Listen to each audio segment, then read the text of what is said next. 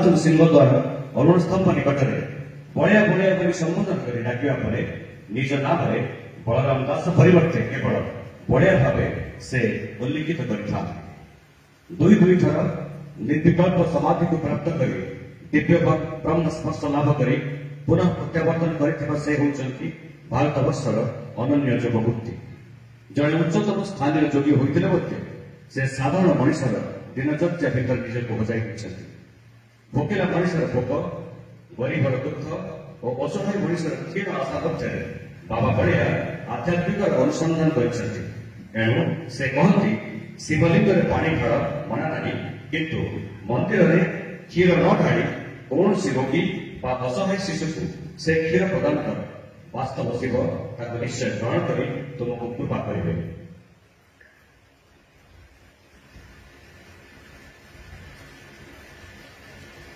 ତାଙ୍କ ଭାଷାରେ ମୃତ୍ୟୁ ପରେ କେହି ବୈକୁଣ୍ଠକୁ ଯାଆନ୍ତି ନାହିଁ।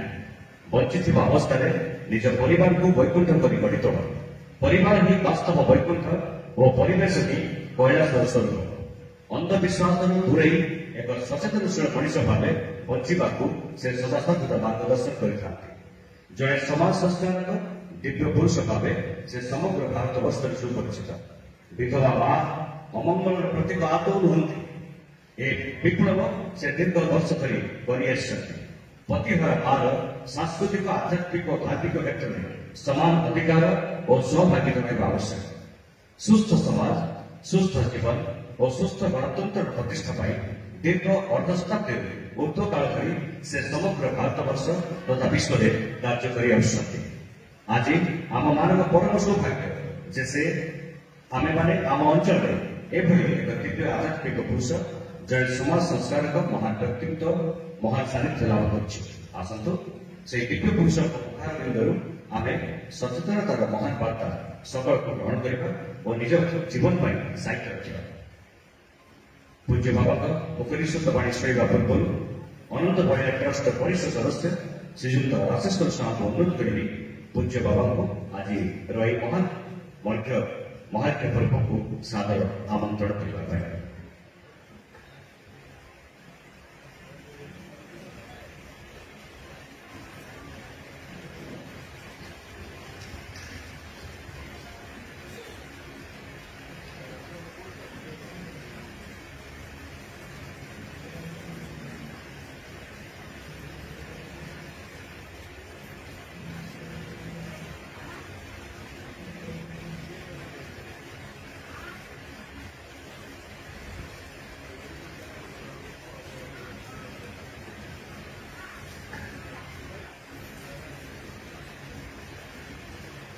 ପରେ ଅନୁରୋଧ କରିବି ଶ୍ରୀମତ୍ ବଳିଆଙ୍କୁ ଆଜିର ସ୍ୱତନ୍ତ୍ର ଅତିଥି ବାରିପଦା ପୌର ପରିଷଦ ନଗରପାଳ ଶ୍ରୀଯୁକ୍ତ କୃଷ୍ଣାନନ୍ଦ ମହାନ୍ତି ଫେରିସ୍ଥିତ କରିବା ପୂର୍ବରୁ ସେ ହେଉଛନ୍ତି ଯୁବପତିଙ୍କର ଅନନ୍ୟ ଉଦାହରଣ। ମାନବ ସେବା, ମାଧବ ସେବା ହେଉଛି ତାଙ୍କର ବ୍ରତ। ବିଦ୍ରୋହୀ ପିଲାବେଳ ଏବଂ ସଂଗ୍ରାମୀ ଯୁବାବସ୍ଥା, ଏ ଦୁଇଟି ପର୍ଯ୍ୟାୟର ମିଶ୍ରଣରେ ସେ ହେଉଛନ୍ତି ଅଦ୍ୱିତୀୟ ଏବଂ ଅନନ୍ୟ ପ୍ରତିଭା।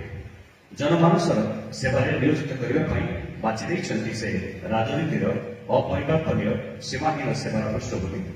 କାଉନ୍ସିଲର ଏବଂ ବାରିପଦା ପୌରପାଳିକାର ଅଧ୍ୟକ୍ଷ ଭାବେ ଦୁଇଥର ସେ ସୁଯୋଗ ପାଇଛନ୍ତି ସେବା କରିବାର ଗୁରୁ ଦାୟିତ୍ୱ। ନିର୍ଭୀକତାର ସହିତ ନିର୍ଲିପ୍ତ ଭାବେ ଅନେକ ଛୋଟ ଛୋଟକୁ ପିଠେଇ ନେଇ ବିଜୁ ଜନତା ଦଳର ଜିଲ୍ଲା, ସହର ଏବଂ ମୋରଡ଼ା ନିର୍ବାଚନ ମଣ୍ଡଳୀର ଦାୟିତ୍ୱ ବହନ କରନ୍ତି ସେ।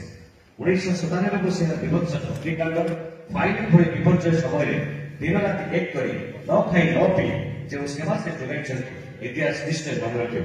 ସେହି ପ୍ରାଣସ୍ଫୂର୍ତ୍ତ ଉତ୍ସର୍ଗୀକୃତ ସର୍ବଜନାତ୍ମକ ସ୍ମିତ ହାସ୍ୟ ପଣ୍ଡିତ ଆମ ସମସ୍ତଙ୍କ ପ୍ରିୟ ବାରିପଦା ପୌରପାଳିକାର ସମ୍ମାନୀୟ ପୌରପାଳ ଶ୍ରୀଯୁକ୍ତ କୃଷ୍ଣାନନ୍ଦ ମହାନ୍ତିଙ୍କୁ ସମ୍ବର୍ଦ୍ଧିତ କରିବା ପାଇଁ ପୂଜ୍ୟ ବାବା ବଳିଆଙ୍କୁ ମୁଁ ନିବେଦନ କରୁଛି।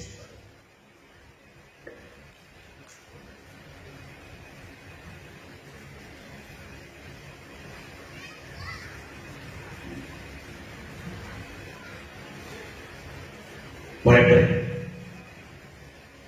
ଶ୍ରୀମତ୍ ବାବାଙ୍କର ନିର୍ଦ୍ଦେଶ କ୍ରମେ ତାଙ୍କର ଆଦର୍ଶକୁ ଅନୁସରଣ କରି ଆଜିର ଏହି ମହାନ ସଂଖ୍ୟାରେ ମହାତ୍ମ ପର୍ବରେ ଯେଉଁ କିଛି ପ୍ରତିଭା ମାଙ୍କୁ ଆମେ ପାଇଛୁ ଆମ ଗୌଳରେ ତାଙ୍କୁ ନିଶ୍ଚିତ ଭାବରେ ସମ୍ବୋଧିତ କରିବା ପାଇଁ ବାବା ଭୁଲି ନାହାନ୍ତି।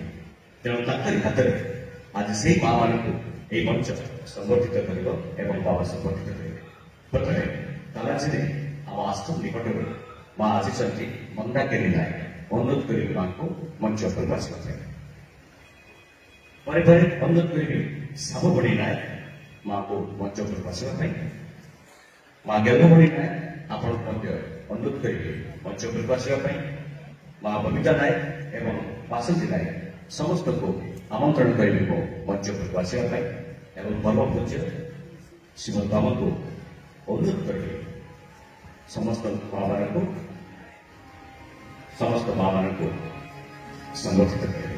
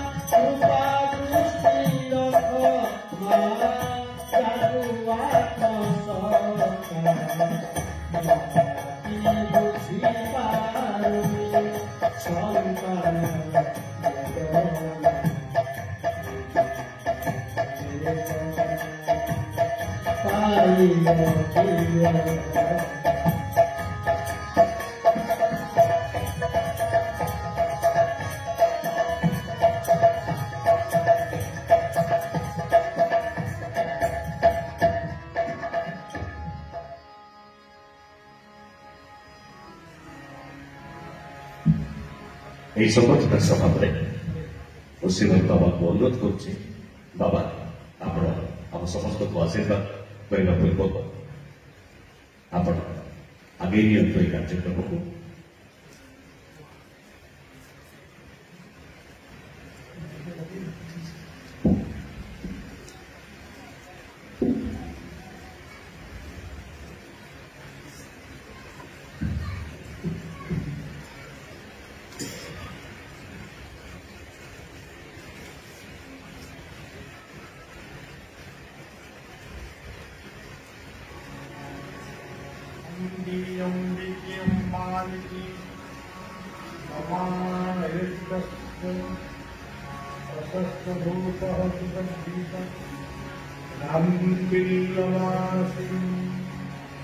सर्वमंगलमंगल्ये शिवे सर्वार्थसाधिके शरण्ये त्र्यम्बके नारायणे नमोस्तुते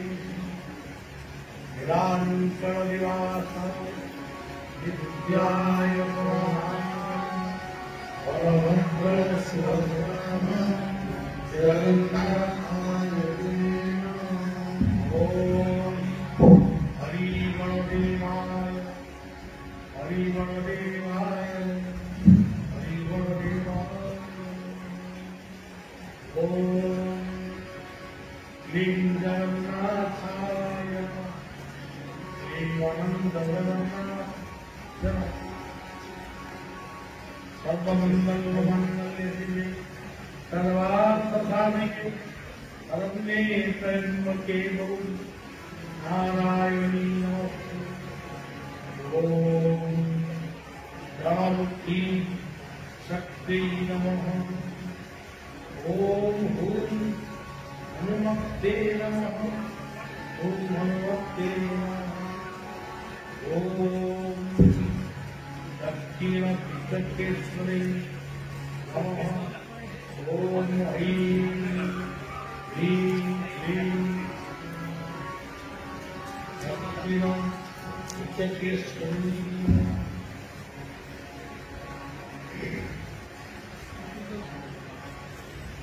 पवित्र ऐतिहासिक भंजमाटी भंजमाटी को प्रणाम किया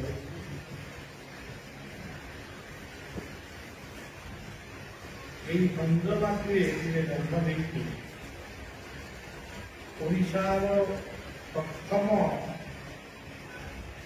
ओडिया शंकराचार्य आम कहीं ओडिशार शंकराचार्य जहांकर नाम थिला श्रीधर श्रीधर स्वामी मरेई गाँव से जन्म होते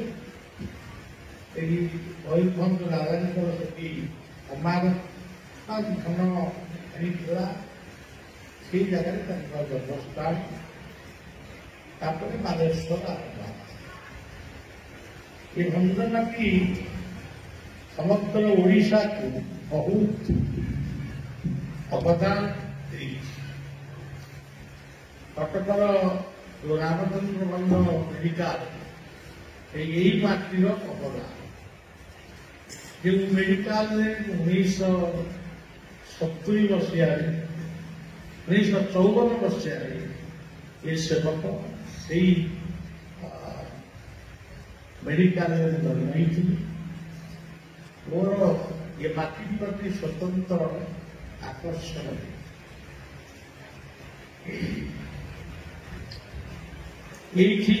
गोटे गढ़ी उठी कालाकिनी अनंत योगेश्वर आश्रम मोर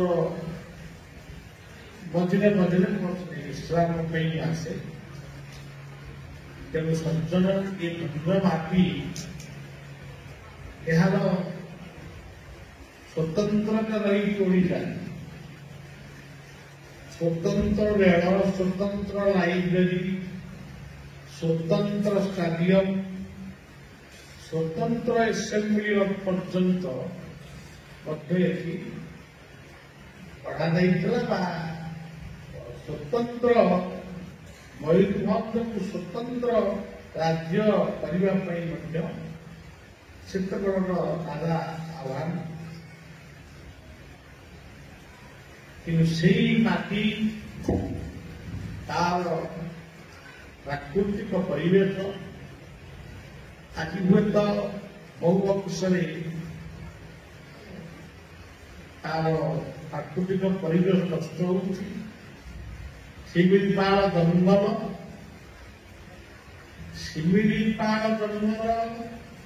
जे केवल मयूरभ अम्लजान दिए नुहे ସମଗ୍ର ଓଡ଼ିଶା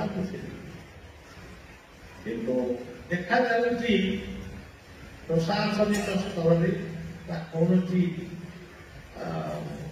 ଜନମାନସ ଅଚେତନତା ଏସବୁ ଟିକେ ଟିକେ ହ୍ରାସ ତେବେ ଆଜି ଆମର ପ୍ରଦୀପ ପ୍ରଜ୍ୱଳନ କଲେ ପ୍ରଦୀପ ହଉଛି ଆମେ ଗୋଟିଏ ଏଠି ଭଲ କାମଟିଏ କରୁଛୁ ବା ଭଲ କାର୍ଯ୍ୟ କରିବା ପାଇଁ ଆମେ ସଂକଳ୍ପ ନେଲୁ ତାର ସାକ୍ଷୀ ହେଉଛନ୍ତି ଗୋଟିଏ ହିନ୍ଦୁ ସନାତନୀ ଧର୍ମର ସାକ୍ଷୀ ହେଉଛନ୍ତି ଦୀପ ଯେକୌଣସି ମଙ୍ଗଳ କାର୍ଯ୍ୟ କରାଯାଏ ସେଠି ଦୀପ ହିଁ ପ୍ରଚଳିତ ଦୀପଂ ଜ୍ୟୋତି ପରଂ ବ୍ରହ୍ମ ଦୀପଂ ଜ୍ୟୋତି ହରତେ ମହା ସନ୍ଧ୍ୟା ଦୀପ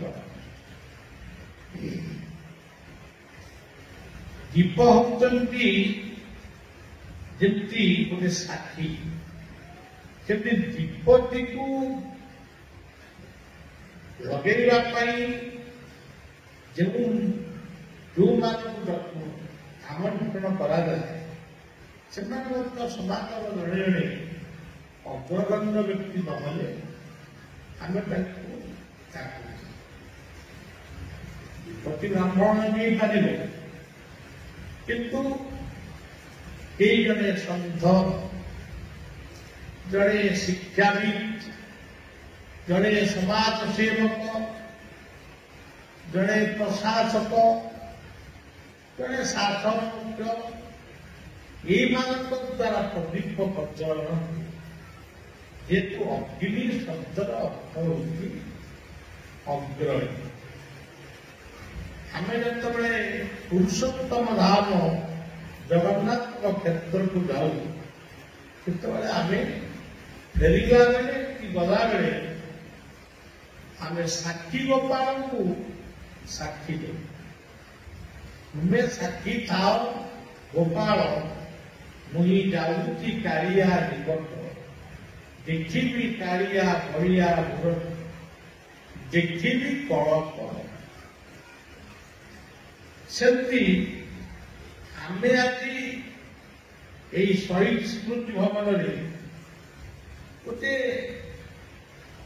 ଭଲ କାମ କରୁଛୁ ଭଲ କଥା ଶୁଣିବା ପାଇଁ ଏଠି ଆମେ ଏକତ୍ରିତ ହେଇଛୁ ଏଇ ଯୋଉ ସଂକଳ୍ପଟି ଆଜି ଆରମ୍ଭ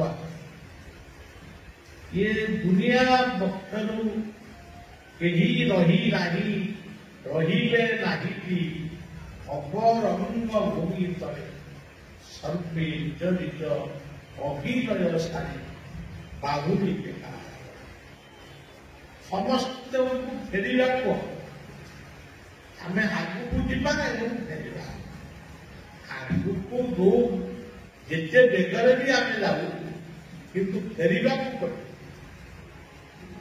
ଫେରିବା ପୂର୍ବରୁ ଆମର ସ୍ମୃତି ହଉଛି ଗୋଟେ କୀର୍ତ୍ତି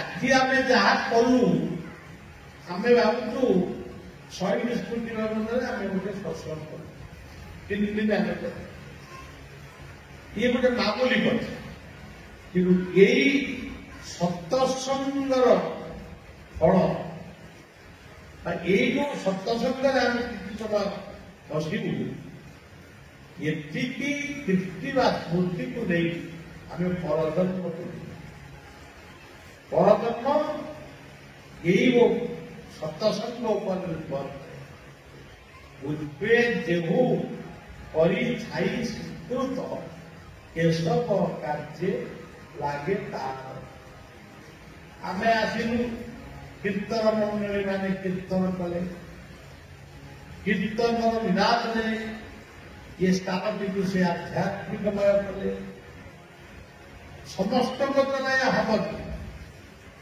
ଏଠି କେତେ ଜଣ ବ୍ୟକ୍ତି ଏ କାର୍ଯ୍ୟ କରିଛନ୍ତି ଯେଉଁମାନେ କରିଛନ୍ତି ସେମାନଙ୍କ ନାମ ପରେ କହିବି କିନ୍ତୁ ଯେଉଁମାନେ କରିଛନ୍ତି ପୂର୍ବ ଅର୍ଜିତ କର୍ମ ଫଳ ଜାତିରୁ ଦେଉଥାଏ ଯଦି ପୂର୍ବର ତାଙ୍କର ସ୍ୱୀକୃତ ନଥିବ ତାଙ୍କ ଅର୍ଥ ତାଙ୍କ ଶ୍ରମ କେବେ ମହତ୍ କାର୍ଯ୍ୟରେ ଲାଗିପାରିବ। ଏଇ ବାରିପଦାକୁ ମୁଁ ଅନେକ ଥର ଆସିଛି। ଏଇ ଶହୀଦ ସ୍ମୃତି ଭବନରେ ଦୁଇ ଥର ମୋତେ ଗୀତା ଆଲୋଚନା ମଧ୍ୟ ରହିଛି। ତାପରେ ବହୁତ ବ୍ୟବଧାନ ହେଇଛି। ତେବେ ଆଜି ଆମେ ଆସିଲା ବେଳେ ବାରିପଦା ଟାଉନଟି ଆମେ କିଛି ଅନୁସାରେ ବୁଲୁ, କିନ୍ତୁ କୋଉଠି ଟିକେ ଅଳିଆ ନାହିଁ। এইটা হচ্ছে ମୋର ଗୋଟେ ଆକର୍ଷଣ। ଏବେ ଭବାନୀପାଟଣା ଯାଇଥିଲି। ଭବାନୀପାଟଣାରେ ଯୋଉ ଜାଗାରେ ମତେ ରହିବା ପାଇଁ ବ୍ୟବସ୍ଥା କରାଯାଇଥିଲା ସେ ସୁନ୍ଦର ପରିବେଶ, କିନ୍ତୁ ତା ଭିତରେ ହାତରେ ମୁଁ ଦେଖିଲି ଯେ ଅଳିଆ ଗଦା ହେଇଛି। ସେଠି ମ୍ୟୁନିସିପାଲିଟି ଅଛି, ଚେୟାରମ୍ୟାନ ଅଛନ୍ତି, ଏଥିରେ ମୁଁ ଜାଣି, କିନ୍ତୁ ଏତେ ଅଳିଆ କେମିତି ଗଦା ହେଉଛି? ଆପଣ ଦେଖିବେ ଆମ କଟକ ସହରରେ ଜଣେ ବ୍ୟକ୍ତି ଥିଲେ ଚେୟାରମ୍ୟାନ ତ୍ରିଲୋଚନ କାନନକୁ, ସେ ନିଜେ ସକାଳେ ଉଠିକିରି ବର୍ଷା କଣ ବର୍ଷାର ଇଏ ଦଉଥିଲେ ଧୁଆ, ସେ ନିଜେ ହିଁ ଦଉଥିଲେ। ସେଥିପାଇଁ ସେ ପରବର୍ତ୍ତୀ ସମୟରେ ଏବେ ବି ତାକୁ ଲୋକ ମାନୁ। ଆଜି ରାମଚନ୍ଦ୍ର ଭକ୍ତ ନାହାନ୍ତି, କିନ୍ତୁ ତାଙ୍କ ସ୍ମୃତି ରହିଛି। ଇଏ ବାରିପଦାକୁ ଅନେକ ଯୁବ ନେତା ଅନେକ ନେତା ମାନେ ଆସିବେ, କିନ୍ତୁ ଆଜି ସବୁଠାରୁ ବଡ଼ କଥା ଆମ ଭିତରେ ସେଇ ସ୍ମୃତି ରହିବ। ବାରିପଦା ଗୋଟିଏ ସ୍ୱଚ୍ଛ ସହର। ଏଇ ହଉଛି ପ୍ରକୃତରେ। କିନ୍ତୁ ଆମେ ଯେତେବେଳେ ଆସିଥିଲୁ ଗୋଟେ ଏଇ ଗଣତନ୍ତ୍ର କାର୍ଯ୍ୟକ୍ରମ ସମର୍ଥନ ଭାରତ ବର୍ଷରେ କରୁଥିଲୁ, ସେତେବେଳେ ଆମେ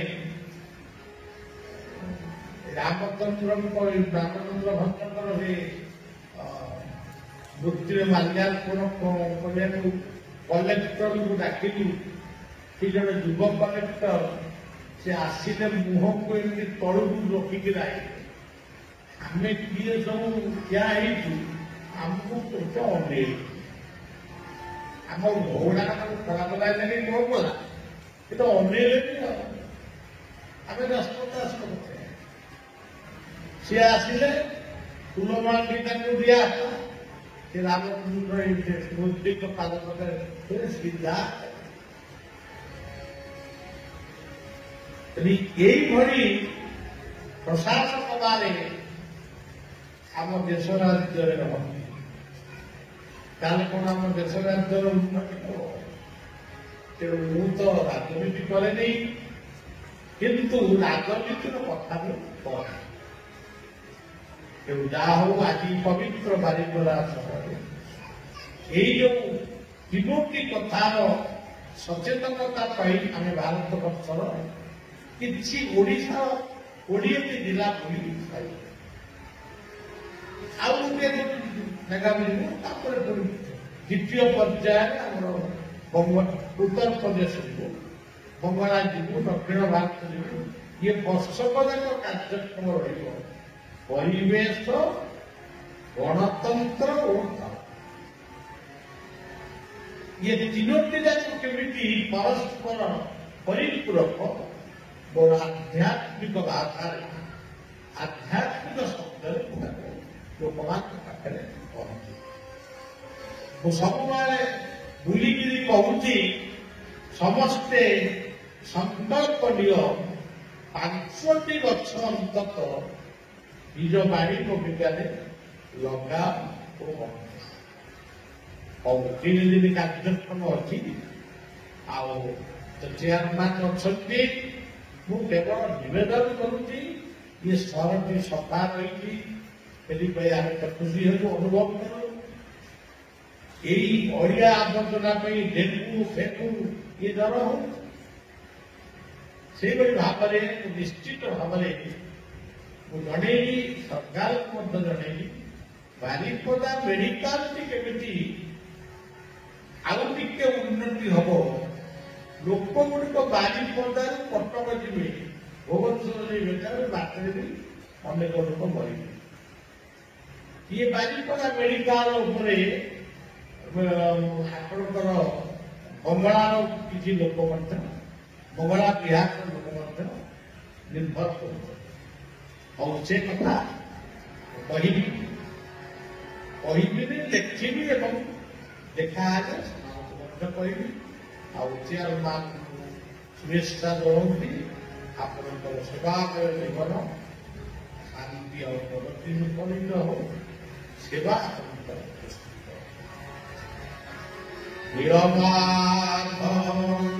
ନୀଳ ସୁନ୍ଦର ଜଗନ୍ନାଥ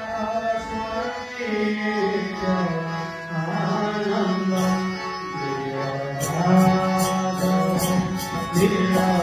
ସୁନ୍ଦର ଜଗନ୍ନାଥ ସୁନ୍ଦର ଜଗନ୍ନାଥ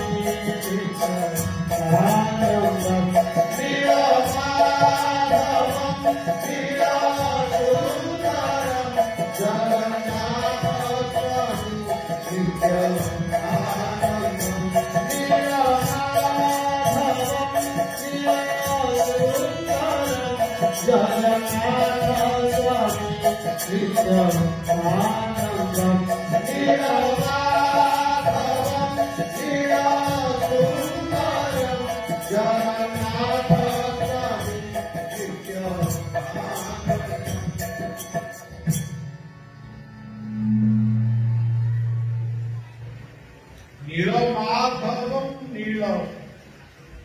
ଆଜି ଜଗନ୍ନାଥଙ୍କର ପୁରୀ ଶ୍ରୀକ୍ଷେତ୍ରରେ ଆଜି ହଉଛି ସୁନାର ଲକ୍ଷ ଲକ୍ଷ ଲୋକ ଯାଉଛନ୍ତି ଦେଖିବା ପାଇଁ।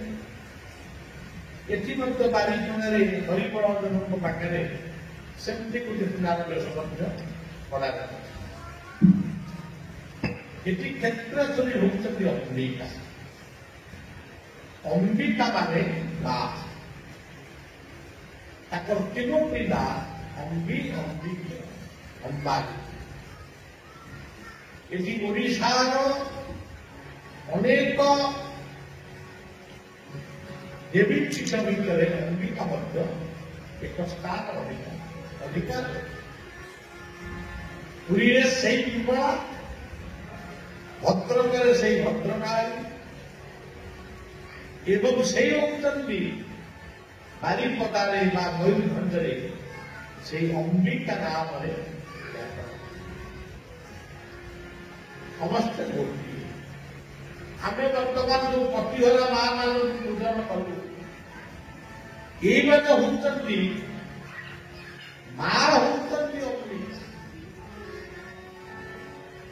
ଯେଉଁମାନେ ଜୀବନରେ ମାକୁ ଚିହ୍ନି ନାହାନ୍ତି, ଗୋମାତାକୁ ଚିହ୍ନି ନାହାନ୍ତି, ଗଙ୍ଗା ମାତାକୁ ଚିହ୍ନି ନାହାନ୍ତି, ଗୀତା ମାତାକୁ ଚିହ୍ନି ନାହାନ୍ତି, ସେମାନେ ସନାତନୀ ହିନ୍ଦୁ କହିବା ଗୋଟେ ହାସ୍ୟାସ୍ପଦ। ତେଣୁ ମା ହଉଛନ୍ତି ସ୍ନେହମୟୀ ବାତ୍ସଲ୍ୟ, ସେ ସାକ୍ଷାତ ଅମ୍ବିକା। ଆମେ ଅମ୍ବିକାଙ୍କ ମନ୍ଦିରକୁ ଯାଉଛୁ, ସେଠି ରସଗୋଲା ଭୋଗ କରୁଛୁ, କିନ୍ତୁ ଆମ ଘରେ ଯୋଉ ଅମ୍ବିକା ମାଟି ଅଛି, ସିଏ ପତିହରା ହୁଅନ୍ତୁ ବା ପତି ଥାଇକିରି ସଧବା ମା ହୁଅ, ଆମେ କଣ ସେ ମାଙ୍କୁ ସେମିତି ରସଗୋଲା ଖୁଆଇପାରୁଛୁ। ଆଉ ଯେଉଁମାନେ ଜୀବନ୍ତ ମାମାନଙ୍କୁ ଖୁଆଇ ଦିଅନ୍ତି, ଠିକ ସମୟରେ ଔଷଧ ଦିଅନ୍ତି, ତାଙ୍କର ପାଦ ସେବା କରନ୍ତି, ସେଇମାନେ ହେଉଛନ୍ତି ପ୍ରକୃତ ଭଗବାନଙ୍କର ଭକ୍ତ। ଯେଉଁମାନେ ଘୃଣା କରନ୍ତି, ସେମାନେ ଭଗବାନଙ୍କର ମାରି ପକେଇଲେ, ତିଲକ ନାଇଲେ, ଜଟାବୃତ ହେଲେ ଲାଭ ନାହିଁ। ସେମାନେ ସେ ସ୍ଥାନ ସେ ଅଧିକାର କରିପାରିବେ ନାହିଁ। ତେଣୁ ଆଜି ଆପଣମାନେ ଦେଖିବେ ଆମେ ଏତେ ଶିକ୍ଷିତ ସବୁ ହେଲୁ, ପାଠ ପଢିଲୁ, କିଏ ଇଞ୍ଜିନିୟର ହେଲା, କିଏ ଡକ୍ଟର ହେଲା, କିଏ OS, କେତେ କଥା। କିନ୍ତୁ ଆଜି ବି ଆପଣ ଦେଖିବେ ଶୁଭ କାର୍ଯ୍ୟଟିଏ ହେଲେ ଘରେ ଅତିହରା ମାଟି ସେ ଆଗକୁ ଯାଏନି, ତା ପୁଅ ବହୁ ଝିଅ ଯାଇ ସେ ମାର ମୁହଁ ଚାହିଁକି ଅନୁକୂଳ କରନ୍ତି ନାହିଁ। ଇଏ ହଉଛି ଆମ ଧର୍ମ, ଆମ ଦେଶର ସବୁଠାରୁ ବଡ ପାପ ବା ଅନ୍ଧବିଶ୍ୱାସ।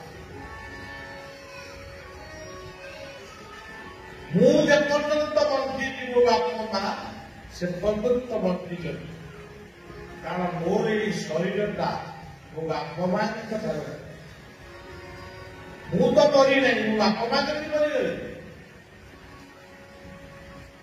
ତେଣୁ ଆମେ ସମଗ୍ର ଭାରତ ବର୍ଷରେ ଯୋଉଠିକି ଯାଉଛୁ ସେଠି ଗୋଟେ କାର୍ଯ୍ୟକ୍ରମ ରଖୁଛୁ ମାତୃଭୂତ।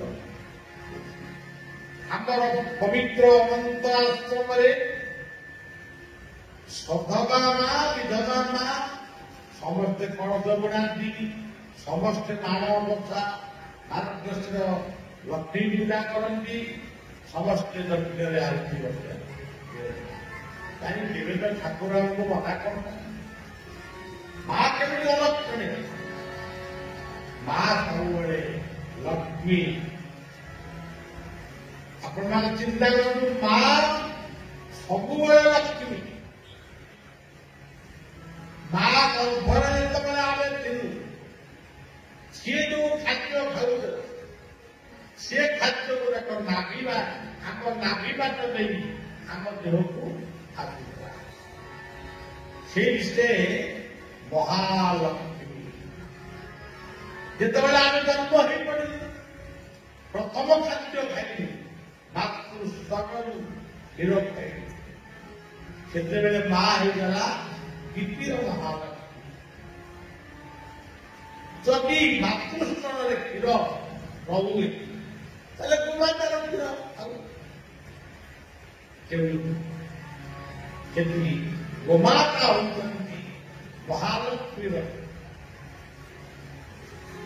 ଯେତେବେଳେ ଆମେ ପାଠ ପଢିଲୁ, ପାଠ ପଢିବା ପାଇଁ ଆମକୁ ବୁଝେଇ କିଏ ବିଦ୍ୟାଳୟକୁ ନେଇଥିଲା? ବାପା ନେଇଥିଲେ, କିନ୍ତୁ ମା ବୁଝେଇଥିଲା। ସେଇ ମା ହେଇଯାଏ ସରସ୍ୱତୀ। ଯେଉଁ ମା ତା ପୁଅ ଝିଅକୁ ବିଦ୍ୟାଳୟରୁ ଆସିବା ବେଳେ ଅପେକ୍ଷା କରେ, ପୁଣି ତାକୁ ଖୁଆଇ କହିବୁ ଯାହା ପାଠ ପଢିବି, କେତେବେଳେ ମା ହେଇଯାଏ ସରସ୍ୱତୀ। ଯେତେବେଳେ ତା ଦେହ ଅସୁସ୍ଥ, ବେଶୀ ବ୍ୟସ୍ତ ହୁଏ, ସମସ୍ତେ ବ୍ୟସ୍ତ ହୁଅନ୍ତି, ସବୁଠାରୁ ବେଶୀ ବ୍ୟସ୍ତ କିଏ? ସିଏ ହଉଛନ୍ତି ମା। ସିଏ ବାପାଙ୍କ ସାଙ୍ଗରେ କଜିଆ ଲଗେଇ ନିବେଦନ କରନ୍ତି ଛୁଆକୁ ନେଇ ଡାକ୍ତରଖାନା। ତେଣୁ ମହାକାଳରୁ ରକ୍ଷା କରିବାକୁ ମା ହିଁ ପ୍ରକୃତ ମହାକାଳୀ। ତାର ଛୁଆକୁ ଯେତେବେଳେ କେହି ମାରିବାକୁ ଆସେ, କି ଗାଈ ଦିଏ, ପ୍ରଥମ ପର୍ଯ୍ୟାୟରେ ସିଏ ହଉଛନ୍ତି ମା ଦୁର୍ଗା। ଆର ଆଉ ତିନିଟା ଖଣ୍ଡେ ଅର୍ଥ ଅଛି। ତିନି କଥା ଭିତରେ ତାକୁ ସବୁ କହିଲା। ମହାଲକ୍ଷ୍ମୀ, ମହାସରସ୍ୱତୀ, ମହାକାଳୀ, ମହାମାୟୀ ଦୁର୍ଗେ, ମହାଲକ୍ଷ୍ମୀ, ମହାସରସ୍ୱତୀ, ମହାକାଳୀ, ମହାମାୟୀ ଦୁର୍ଗେ, ଶକ୍ତିମୟୀ ମା, କୃପାମୟୀ, দয়াময়ী মা, করুণাময়ী, শক্তিময়ী মা, কৃপাময়ী, দয়াময়ী মা, করুণাময়ী, মহালক্ষ্মী, সরস্বতী, মহাকালী, মহামায়ী দুর্গে, মহালক্ষ্মী, সরস্বতী, মহাকালী, মহামায়ী দুর্গে। মাহি লক্ষ্মী, মাহি সরস্বতী, মাহি কালী, ঠিক সময় ঔষধ দিয়ে କିଏ? ମାହି ଦୁର୍ଗା। ଆପଣ ଦେଖିବେ ଗୋଟିଏ କଥା ମୁଁ ଆପଣଙ୍କୁ ମନେ ପକେଇ ଦେଉଛି। 1999 ମସିହାରେ ବାତ୍ୟା ହେଲା। ଗୋଟେ ଏସନ ଅଞ୍ଚଳରେ ଗୋଟେ ମା, ଗୋଟେ ବୁଢୀ ମା, ଗୋଟିଏ ମା ତା ଶାଶୁ ତାର ଏକମାତ୍ର ପୁଅକୁ ଧରି ସେ ଘର ଚାଳ ଉପରେ ବସିଥିଲେ। ସେ ଘରଟା ଯେତେବେଳେ ଦି ଫାଳ ହେଇଗଲା, ସ୍ୱାମୀ ଗୋଟାଏ ପାଖରେ ରହିଗଲା, ସେ ଯୋଉ ଚାଳରେ ରହିଗଲା, ଇଏ ଚାଳ ଘରକୁ କାଟିଲା। ସ୍ତ୍ରୀ ଯେମିତି କହୁଛି ସ୍ୱାମୀକୁ, ବଞ୍ଚିଲେ ଦେଖାହବ, ତମେ ଆମ ପାଇଁ ମୃତ୍ୟୁବରଣ କର। ଏତିକି ବେଳେ ତା ଶାଶୁଟି ସେ ଘର ଆଗରୁ ବହୁ ଥରି ଯାଉଛି ମେଘରେ, ସେ ଗଡିକି ମେଘା ମାନେ ପାଣି। ଆଉ ଗୋଟିଏ ପୁଅ ଶେଷ ପର୍ଯ୍ୟନ୍ତ ରହିଛି, ବୋଉ ପଟେ ଖାଲି ସ୍ଥିତ ହଉଛି, ଗୋଡ଼ରେ ବସେଇ ତା ଲୁଗା କାଲିକି ଗୋଡେଇକି ବସେଇଲା। କିନ୍ତୁ ନିୟତିର ଇଚ୍ଛା ଏ ମା ପୁଅ ମଧ୍ୟ ପାଣିରେ ଭାସିଗଲେ। ତେଣୁ ମା ତୁମେ ମମତାର ସୀମାହୀନ ସାଗର,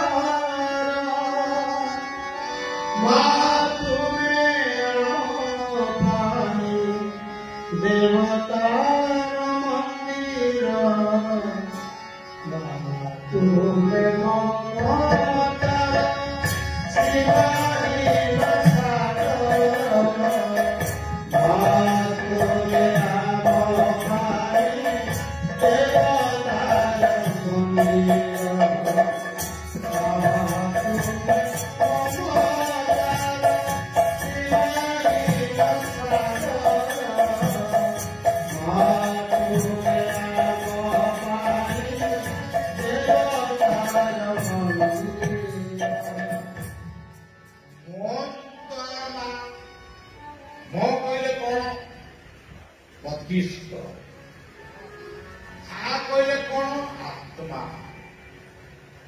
ଆତ୍ମାର ସ୍ଥାନ ହୃଦୟ, ମନର ସ୍ଥାନ ମସ୍ତିଷ୍କ। ଇଏ ହାର୍ଟ ଆଉ ବ୍ରେନ୍, ଇଏ ଦିଟା ଯାକ ସବୁଠାରୁ ପାୱାର ଆମ ଜୀବନରେ। ହାର୍ଟ ଖରାପ କରୁ, ବ୍ରେନ୍ ଖରାପ, ଆମେ ଟିକେ ଧୀରେ କରିବୁ। ତେଣୁ ଆମର ଯଦି ଋଷି ମୁନି ମାନେ କହିଛନ୍ତି, ହୃଦୟକୁ ଧ୍ୟାନ କର, ଆଉ ଲଲାଟକୁ ଧ୍ୟାନ କର। ये हूँ बार कथा आम जगन्नाथ आज जाइए 9 दिन में कुआं जाइए से जाइए गुंडीचा मंदिर गुंडीचा मंदिर कौन दरकार है जो आचार्य माने ये लीला को सृष्टि करमतिया उन्नत मस्तिष्कर मनुष्य आम समाज को ये 9 दिनिया यात्रा वार्ता करुच्ची भोजन तमें टीवी में बहुत प्रकार खाद्य प्रस्तुत कर देखिए किंतु भोजन मातृ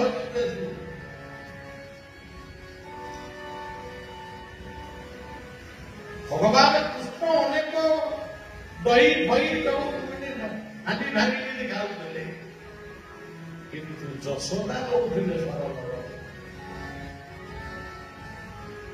मां कौला सरल सज्जन मां ही यशोदा खाली यशोदा गप स्त्री हम आज मां मैंने यशोदा पिला हस्टेल धरी दे जो मां मैंने भावुले आम छुट्टी छड़े देवु पिला चबला से मातृ स्नेह न पाइले बापार शासन न पाइले आज पिला भल भली चल पारे जेणु सज्जन जगन्नाथ जाइए मां घर को 9 दिन में से महाप्रसाद आईबे तो लिखित खाऊले से गल खाइबे प्रमाण अच्छी से खाइबे श्रीमंदिर आनंद बजार वर्षक जाक महाप्रसाद खाइबा जेतिके किंतु गुंडीचा मंदिर गोटे दिन थे जदि महाप्रसाद आइल से सबूरी प्रसाद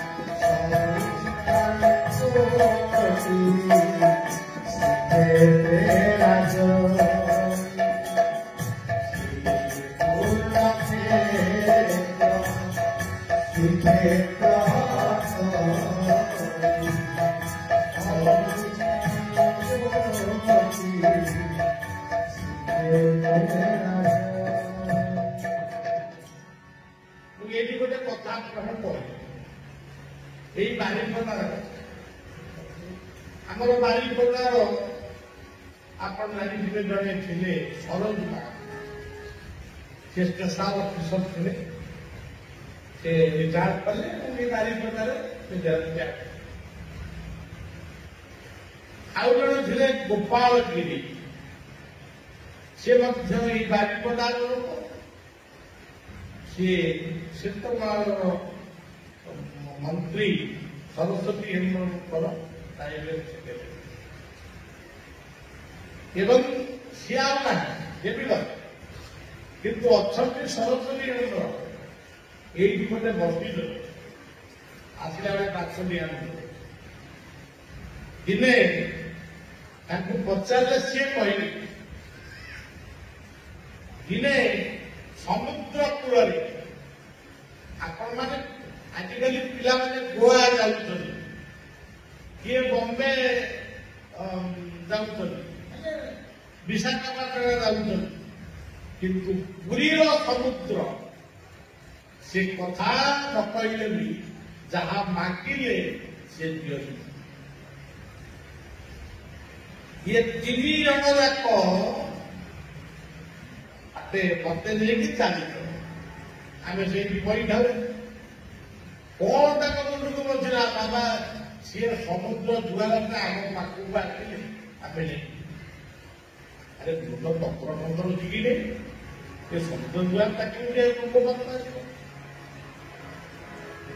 ଜଗନ୍ନାଥଙ୍କୁ ପ୍ରାର୍ଥନା କଲି ପ୍ରଭୁ ସେ ଆଉ ଛାଡ଼ିବେନି ମୁଁ ପୁଣି ଖାଇକିରି ଶୋଇବି ନା ଆଉ ସମୁଦ୍ର ଦୁଆର ଆସିଲା ଆମ ପାଖକୁ ଚାଲ ଯିବା ଏଇଠି ବସି ପୁଣି ଆଉ ପୁଣି ବୁଝିଲେ ଏଇ ଜାଗା ପୁଣି ପ୍ରାର୍ଥନା କରିଲି ସେଇ ସମୁଦ୍ର ଦେବତା କାଳିଆ ଠାକୁର ଭକ୍ତମାନଙ୍କର ମନୋବାଞ୍ଛା ପୂର୍ଣ୍ଣ କରି ଏ ସାଗର ରାଜ ଏଇ ପର୍ଯ୍ୟନ୍ତ ଟିକେ ସେତିକି ବି ଆଇଲା। ତାପରେ ଆମର ଏମିତି ଗୋଟେ ଇଣ୍ଟରେଷ୍ଟ ବଢିଗଲା ଆଉ ବଢିଆ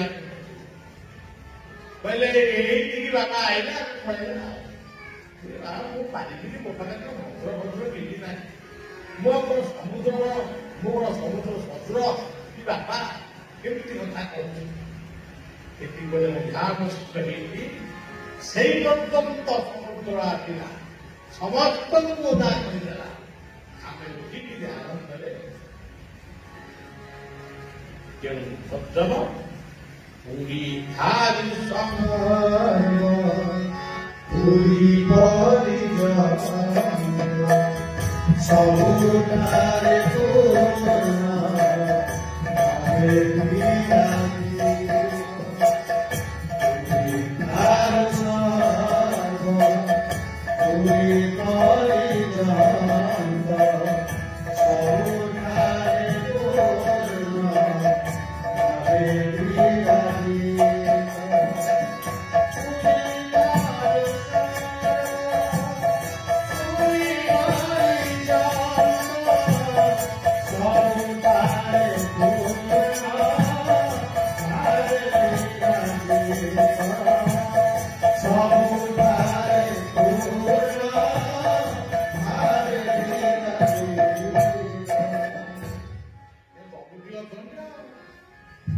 এইটা ବି ପୁରୀ ଆମେ ଏଇଠି କହିଛୁ এইଟା ବି ଆମ ପାଇଁ ପୁରୀ ଉପବନ୍ଧୁ ଲେଖିଥିଲେ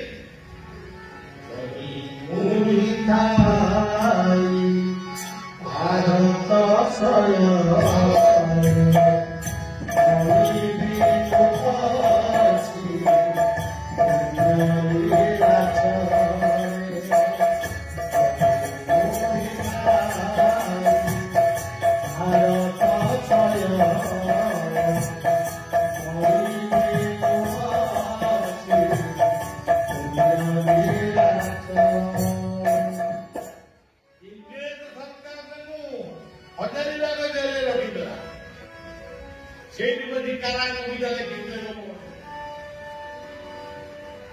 ସିଏ ଲେଖିଥିଲେ ମତେ ଯୋଉଠିକି ନଉଛନ୍ତି କିନ୍ତୁ ମୋ ଜଗନ୍ନାଥ ମୋ ପାଖରେ ଅଛନ୍ତି ସେଇଟା ବି ମୋ ପାଇଁ ଇଏ ହଉଛି ଆମର ଜଗନ୍ନାଥ କେନ୍ଦ୍ର ସେଇ ଜଗନ୍ନାଥକୁ କେନ୍ଦ୍ର କରି ଏଠି ମଧ୍ୟ ଗଢ଼ି ଉଠିଛି ହରିବଳରେ କ୍ଷେତ୍ର ହରି କହିଲେ ଜଗନ୍ନାଥ ବଳଦେବ ଏଠି ସ୍ୱତନ୍ତ୍ରତା ସୃଷ୍ଟି ହେଇଛି ସେଇ ତିନୋଟି ରଥ ବଡ ଦାଣ୍ଡ, କିନ୍ତୁ ସୁଭଦ୍ରାଙ୍କ ରଥକୁ ମା ମାନେ ଟାଣିବେ। ଇଏ ହଉଛି ମାତୃ ଜାତି ପ୍ରତି ଗୋଟେ ସ୍ୱତନ୍ତ୍ର। ତେଣୁ ଜଗନ୍ନାଥ ଯାଇଥିଲେ ମା ମନ୍ଦିରକୁ, ମା ଘରୁ ଭୋଜନ ପାଇକି ଆସିବା ପରେ ମାଉସୀ ମା ମନ୍ଦିରରେ ଅଟକିଲେ। ମା ମାଉସୀକୁ ସମ୍ମାନ ଦିଅ ଏକଥା ଶିଖେଇକି ଜଗନ୍ନାଥ ମାଉସୀ ଗଲେ ପୁଣି କଣ ଖାଇଲେ? ପୋଡ ପିଠା ଖାଇଲେ। ଆଚ୍ଛା, ସେ ମାଉସୀ ମାଙ୍କ ଘରକୁ ମୁଁ ଥରେ ଯାଇଥିଲି, ଦେଖିଲାକୁ ସେ ମୂର୍ତ୍ତିଟି ସୁଭଦ୍ରାଙ୍କ ଭଳି ଦେଖାଯାଉ, ପୁରା ସୁଭଦ୍ରା। ସେଇଠି ମୁଁ ଗୋଟେ ଓଡ଼ିଆର ଲୋକ କଥା ମୋର ମନେ ପଡିଥିଲା। ଏ ଘରେ ମାଉସୀ, ସେ ଘରେ ପିଉସୀ, ସେ ଘରେ ପିଉସୀ, ଏ ଘରେ ମାଉସୀ। ये माउसी मा मंदिर सुभद्रा, माउसी रूपर रत्न सिंहासन सुभद्रा, आमर सब पीढ़ी रूपर बापा जब जगन्नाथ भौणी हेले आम पीढ़ी। ये हूँ जगन्नाथ ओडिया लोक कथा भितर जगन्नाथ कथा कहू। अच्छा सज्जन, आज सुना रहे जगन्नाथ निजे सुना आसुता देश कपिलेन्द्र देव जिते दक्षिण भारत जय करते बहुत सुना रूपा अलंकार से सुना रूपा जगन्नाथ को गोटे राजराज बेश सुसज्जित करागला। से सुना देश ताकू देखिले भल न देखिले सत्तर जीवन सत्यानुभूति शुणिले भल लगे। मुझे सुनार देश देखा जाए खंडगिरी आश्रम खाई सारा पर मोर मन है जीवी पूरी सुनार देश देखिए ड्राइवर कहला बाबा आम गाड़ी गोटे लाइट ना शुण सबू थी आम जगन्नाथ कौन बाहर जोटा नहीं से कथा को सी कहे मुझे विस्तृत भाव में कहूँ जीप खटे से जीप रे बसिक गलु बाट जाक जिते गाड़ी आमको पास कर गाड़ी मोटर नथिला जेतिकी भी थिला कौन गाड़ी दुईटी लाइट सब गोटे मुकलियारे तार ना हूँ उत्तम नदी आज से रिटायर बोले उत्तम कहीं कहलु आम गाड़ी गोटाए लाइट आज सबू गाड़ी गोटे गोटे लाइट नहीं दीटा लाइट ଥିବା गाड़ी को देख दिन जगन्नाथ क्षेत्र में ସେତେବେଳେ ଏତେ ଲୋକ ହଉନଥିଲେ ଯେତିକି ଲୋକ ଥିଲେ ସେ ବହୁତ ଆମେ ଗଲୁ କୋଉଠି ଠିଆ ହେବାକୁ ଲୋକ ଥିଲେ ଆମେ ଆଉ ଚାଲିଲୁ କଣ ସେଇଠି ହେଲା ପହଞ୍ଚିବ ଏମିତି ଜଗନ୍ନାଥ ଅନେଇଲେ ଗାଡ଼ିରେ ବସି ପୁଣି ପଳେଇ ଆସିଲେ ଭୁବନେଶ୍ୱର ଆସିଲା ବେଳେ ବି କେତେ ଗାଡ଼ି ଦେଖିଲି ସମସ୍ତଙ୍କର ଗୋଟାଏ ନାହିଁ ଖଣ୍ଡଗିରି ଆସିଛୁ ମନଟି ଖରାପ ହେଲା ଆମେ ଯାଇଥିଲୁ ଜଗନ୍ନାଥ ସୁନାବେଶ ଦେଖିବା ପାଇଁ ସୁନାବେଶ ଦେଖିଲୁ ହାତ କଣ ଗୋଡ଼ କଣ ଆମେ ଏମିତି ଅନୁଭବ ଆମ ଫେରିକି ଯୋଉ ସୁନାର ବେଶ ଦେଖେ ମୁଁ ଆଉ ସୁନାର ବେଶ ଦେଖିବାକୁ ତାର କିଛି ଦିନ ପରେ ମୁଁ ସ୍ୱପ୍ନରେ ଦେଖୁଛି ଯେ ଜଗନ୍ନାଥଙ୍କର ସୁନାର ବେଶ ଲୋକ କେହି ଆସିନାହାନ୍ତି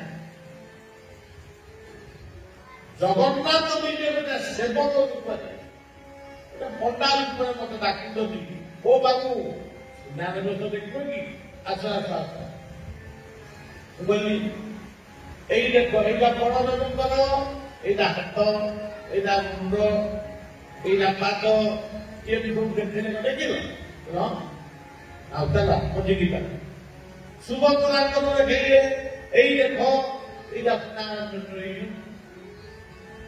ସବୁ ଜଗନ୍ନାଥ କହିଲେ ଦେଖ ଏଇଟା କେମିତି ହେଇଛି ଆଗ ଜଗନ୍ନାଥ ତାପରେ ସୁଭଦ୍ରା ତାପରେ ବଳ ଏଇ ହାତ ଗୋଡ଼ କଣ ଦେଖିଲ ଆଉ ଥରେ ଦେଖୁ ଆଉ ଦେଖିଲେ ଆଉ ଥରେ କଣ ଭଲ ଦେଖିଲେ ଆଉ ମୁଁ ପଳେଇବି ଆଉ ଭଲକି ଦେଖିଲ ତ ଆଉ କିଛି ସମୟ ଦେଖିପାରିବନି ଲୋକ ଭଲ ସେଇଦିନ ଠାରୁ ଆଜି ପର୍ଯ୍ୟନ୍ତ ମୁଁ ସୁନାର ବେଶ ଦେଖିବାକୁ ଯାଏ ଆଜି ବି ଆସିଲା ବେଳେ ମୁଁ ଦେଖିକି ଯିବି କିନ୍ତୁ ମୋର ଆଉ ଏମିତି ପୁରୀ ଯିବି ସୁନାର ବେଶ ଦେଖିବି ସେ କଥା କର ସବୁଦିନ ଏଇ ହଉଛନ୍ତି ଆମ ଓଡ଼ିଶାର ବିଶ୍ୱବନ୍ଦ୍ୟ ଭାରତର ମହାନ ରତ୍ନ ଜଗନ୍ନାଥ ନୀଳ ପନ୍ଦର ବିହାରୀ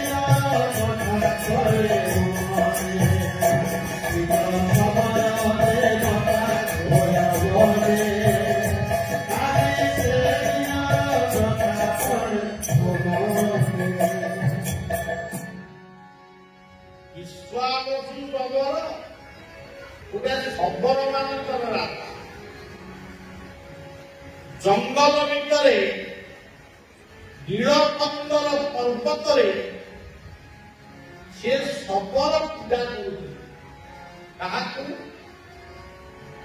ନୀଳମାଧବ ନୀଳମାଧବ ମାନେ କଣ ନୀଳ ମାନେ ଆକାଶ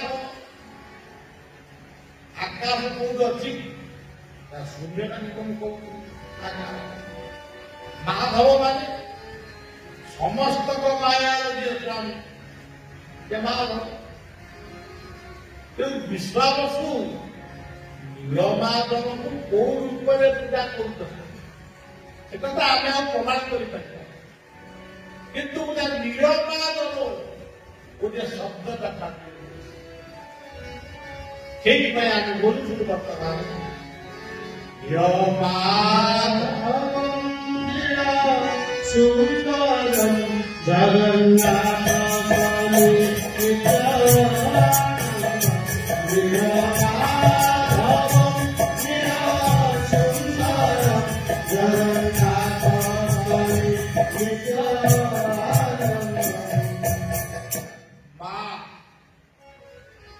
এই বর্তমানে মার ভিতরে বলো মা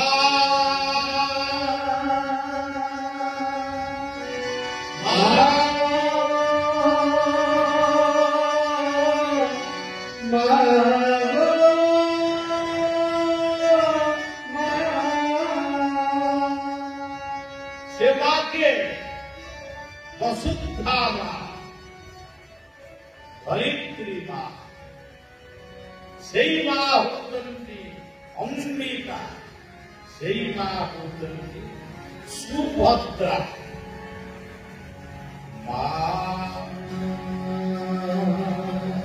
যেগুলাক মা ও মা তা মা ମାଉସୀ କିଏ ନ ମା କଥା କହିବି ଗୋମାତା ଗଙ୍ଗା ଗାୟତ୍ରୀ ଗୀତା ଏ ସବୁ ମା ଆମେ କଥା ଶୁଣିବାକୁ ଆସିଛେ ଆପଣମାନେ ଆଜି କୋଉ ମାର ସେବା କରୁଛନ୍ତି ନିଜେ ନିଜକୁ ପଚାରେ ତାପରେ ଧଟା କଣ ତାକୁ ପାଣିରେ ଉମେଇ ଧରିବ ନା ବାନ୍ଧିବା ପାଇଁ ଧରିବ କହିଲେ ଧର୍ମ ଧର୍ମ ଏକ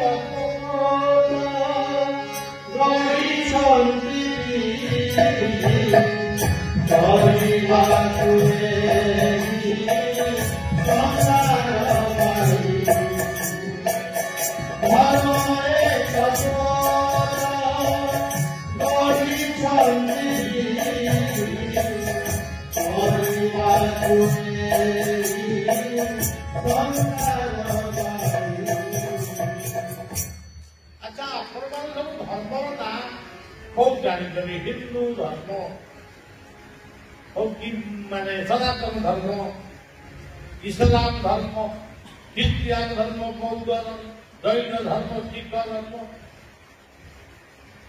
ସାଧନା ଧର୍ମ କି ଧର୍ମ କଥା ଆପଣ ଜାଣି ये धर्म गुड़ाक आग जन्म देले ना सूर्य आग जन्म दे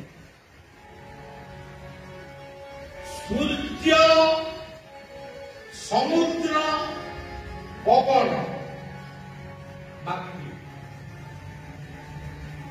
अलग आप चिंता करेंगे ये शिक्षा भी अंचल आपण मैंने निश्चित भाव बुझे ଯେତେବେଳେ ସୂର୍ଯ୍ୟଙ୍କ ପରେ ପୃଥିବୀରେ ପବନ ବହିଲା ଚାରିପାଖ ସମୁଦ୍ର ସୃଷ୍ଟି ହେଲା ତାପରେ ଗୋଟେ ନେଳିଆ ନେଳିଆ ପୋକ ଗୁଡାକ ଜନ୍ମ ହେଲେ ଏବେ ବି ଆମ ପୁରୀ ସମୁଦ୍ର କୂଳରେ ବେଳେ ବେଳେ ଆସ ସେଇଠୁ କଣ ପଢିକା ସେଥିପାଇଁ ସଦାରେ 20,000 ବର୍ଷ ଲାଗିବ କିନ୍ତୁ ପ୍ରଥମ ଧର୍ମ କଣ ପ୍ରଥମ ଧର୍ମ ହଉଛନ୍ତି ପଞ୍ଚମହାଭୂତ ଆମ ଗୀତାରେ ଅର୍ଜୁନ ଭଗବାନଙ୍କୁ କେମିତି ପ୍ରାର୍ଥନା କଲେ ଗୋଟିଏ ଶ୍ଲୋକ ମରୁଣ ସମାନ୍ତ ପ୍ରଜାପତି नमो नमस्ते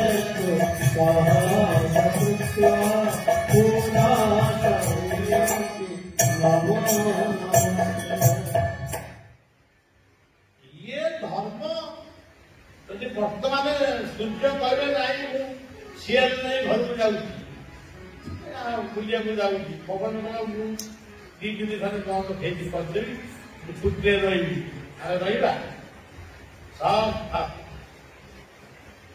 ମନ୍ଦିର ମସଜିଦ ଚର୍ଚ୍ଚ ଗୁରୁଦ୍ୱାର ସବୁ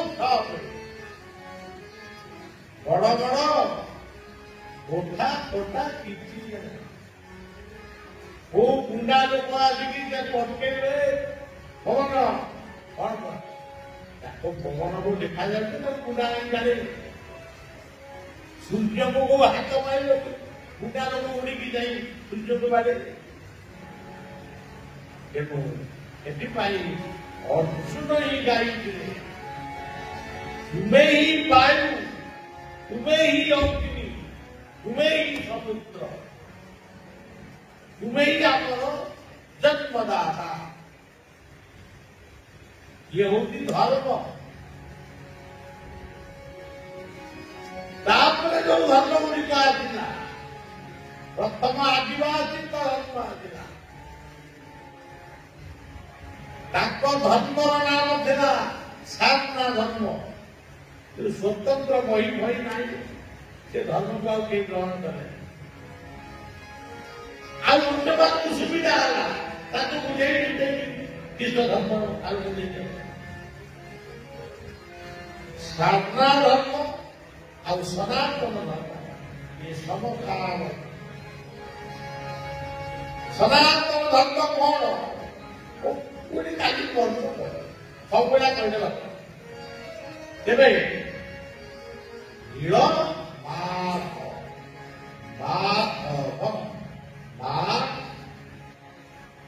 କହିଲେ ସୁଭଦ୍ରା ଧରିତ୍ରୀ ଦେବୀ କହିଲେ ଧର୍ମ ଦେବତା ସେ କିଏ ଜଗନ୍ନାଥ ଧର୍ମଦେବ ଚାରୁ ଟଙ୍କା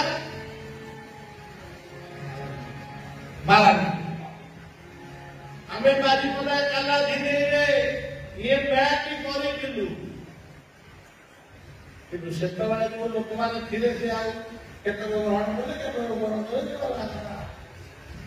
ଆଚ୍ଛା ତେବେ କହିଲେ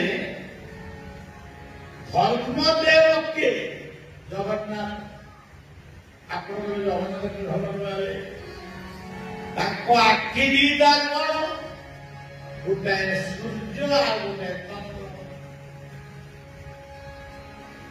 ତେଣୁ ସୂର୍ଯ୍ୟ ଆଉ ଚନ୍ଦ୍ର ଧର୍ମ ରୂପରେ ପ୍ରଥମ ସୃଷ୍ଟି ଏଠୁ ତାଙ୍କର ରଙ୍ଗଟି କଳା ସେ କଣ ବର୍ଷା ମେଘ ସମାନ ନୀଳ ବର୍ଷା ନହେଲେ କେମିତି ହବ ସଜ୍ଜନ ଇଏ ହଉଛନ୍ତି ଧର୍ମଦେବ ସୁଭଦ୍ରା ହଉଛନ୍ତି ଧରିତ୍ରୀ ମା ଆଚ୍ଛା ବଳଦେବ କିଏ ସିଏ ହଉଛନ୍ତି କୃଷକ ଯିଏ ଧାନ ଚାଷ କରେ ମୁଗ ଚାଷ କରେ ବିରି ଚାଷ କରେ ଗହମ କରନ୍ତି ସିଏ ହଉଛନ୍ତି ବଳଦେବ ଆଚ୍ଛା ଆପଣ ଦେଖିଲେ ଇଏ ପୃଥିବୀଟା ବର୍ତ୍ତମାନ ରାଜା କିଏ ମତେ କାହିଁ ଲାଗୁଛି ବଳଦେବ ହଉଛନ୍ତି ବଳଦେବ ରାଜା ସୁନ୍ଦର ମାସ ଭାବ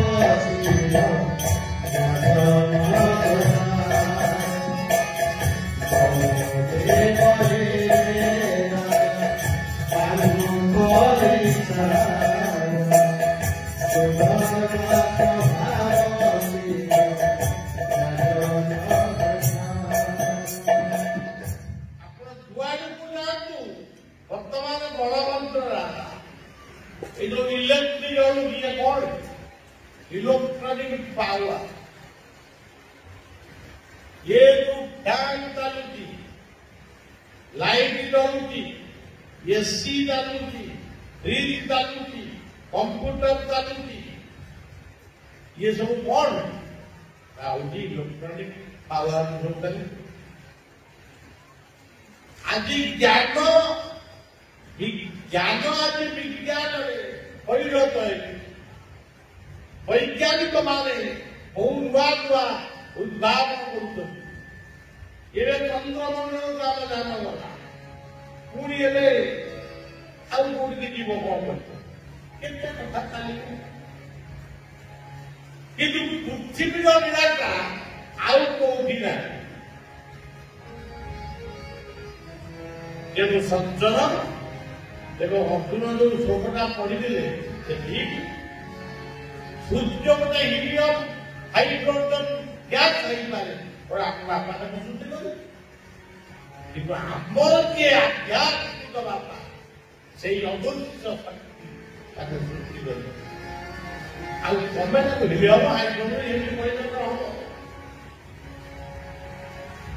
ଚୀନ ଗୋଟେ କୃତ୍ରିମ ସୂର୍ଯ୍ୟ କଲା କୋଉଠି ଭାଗିଲା ମଣିଷ ବର୍ତ୍ତମାନ ବହୁତ ଦୁଃସାହସର କାମ କରୁଛି ତେବେ ସୌର ଶକ୍ତିରେ ଗାଡ଼ି ଚାଲିବ ସୂର୍ଯ୍ୟଙ୍କ ଶକ୍ତିରେ ଆଉ କିଛି ଗାଡ଼ି ଚାଲିଲାଣି ପୁଣି ଗାଡ଼ି ଚାଲିବ ଟ୍ରେନ ଚାଲିବ ପ୍ଲେନ ଚାଲିବ ତେବେ କୁହନ୍ତୁ ସଜ୍ଜନ ଇଏ କଣ ଆହୁରି ବଳ ଦେବ ଆଜି ମୁଁ ଆପଣମାନଙ୍କ ପାଖରେ କଥା କହୁଛି ସବୁ ଯଦି ବଳ ନଥାନ୍ତା କେମିତି କର ଆପଣମାନେ ବଳକୁ ନେଇ ଶରୀରର ବଳ, ମନର ବଳ, ଧନର ବଳ, ଜନର ବଳ, ଇନ୍ଦ୍ରିୟ ମାନଙ୍କର ବଳ, ଔଷଧର ବଳ, ସବୁ ବଳ ହଉଛନ୍ତି ବଳ ଦେବୀ। ଅଚ୍ୟୁତ ଲେଖିଥିଲେ ତାକୁ ଅନେକ ପ୍ରକାର ବ୍ୟାଖ୍ୟା କରୁଛନ୍ତି। ମୋ ବ୍ୟାଖ୍ୟା ଆମେରିକା ଅଚ୍ୟୁତକୁ ଚିହ୍ନି ନେଇ, ରଷିଆ ଚିହ୍ନି ନେଇ, ଚୀନ ଚିହ୍ନି ନେଇ, କିନ୍ତୁ ଅଚ୍ୟୁତଙ୍କ କଥା ଆଜି ସମସ୍ତ ପୃଥିବୀରେ ସତ୍ୟ। ବଳ ଦେବ ହେ କାହ୍ନୁ ପରିସା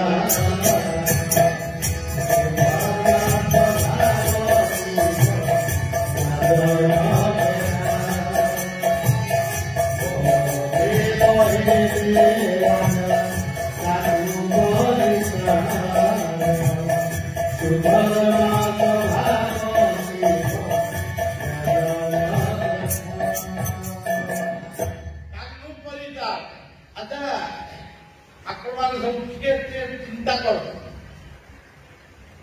ଯୀଶୁଖ୍ରୀଷ୍ଟ କହିଲେ କ୍ଷମା ଦେଇ ବଡ଼ ହୁଅ। ସିଏ ଯୀଶୁଙ୍କର ବାଣୀ ଯେଉଁ ଦେଶରେ ବ୍ୟାପିଛି, ଆମେରିକାରେ, ରଷିଆରେ, ଖ୍ରୀଷ୍ଟ ଧର୍ମର ଲୋକ ଅଛନ୍ତି, ସେ କ୍ଷମା ଦେଇକିରି ତାଙ୍କ ବାଣୀ ଅଛି, ଚର୍ଚ୍ଚ ଅଛି। ସମସ୍ତେ ରବିବାର ଦିନ ଚର୍ଚ୍ଚକୁ ଯାଉଛନ୍ତି, ପୂଜା କରୁଛନ୍ତି, କିନ୍ତୁ କ୍ଷମା ଦେଇ କିଏ ବଡ଼ ହେଇଛି? ଯୀଶୁଙ୍କର ବାଣୀ କୋଉଠି ଅଛି? ବର୍ତ୍ତମାନ ଦେଖନ୍ତୁ ସବୁଠାରୁ ଶିଳ୍ପ ହଉଛନ୍ତି ଆମେରିକା, ରଷିଆ, ଚୀନ, ଏମାନେ ହଉଛନ୍ତି ଶିଳ୍ପ। କ୍ଷମା କାହାକୁ ନାହିଁ। ଏଇ ଦେଖନ୍ତୁ ୟୁକ୍ରେନ ଚାଲିଛି,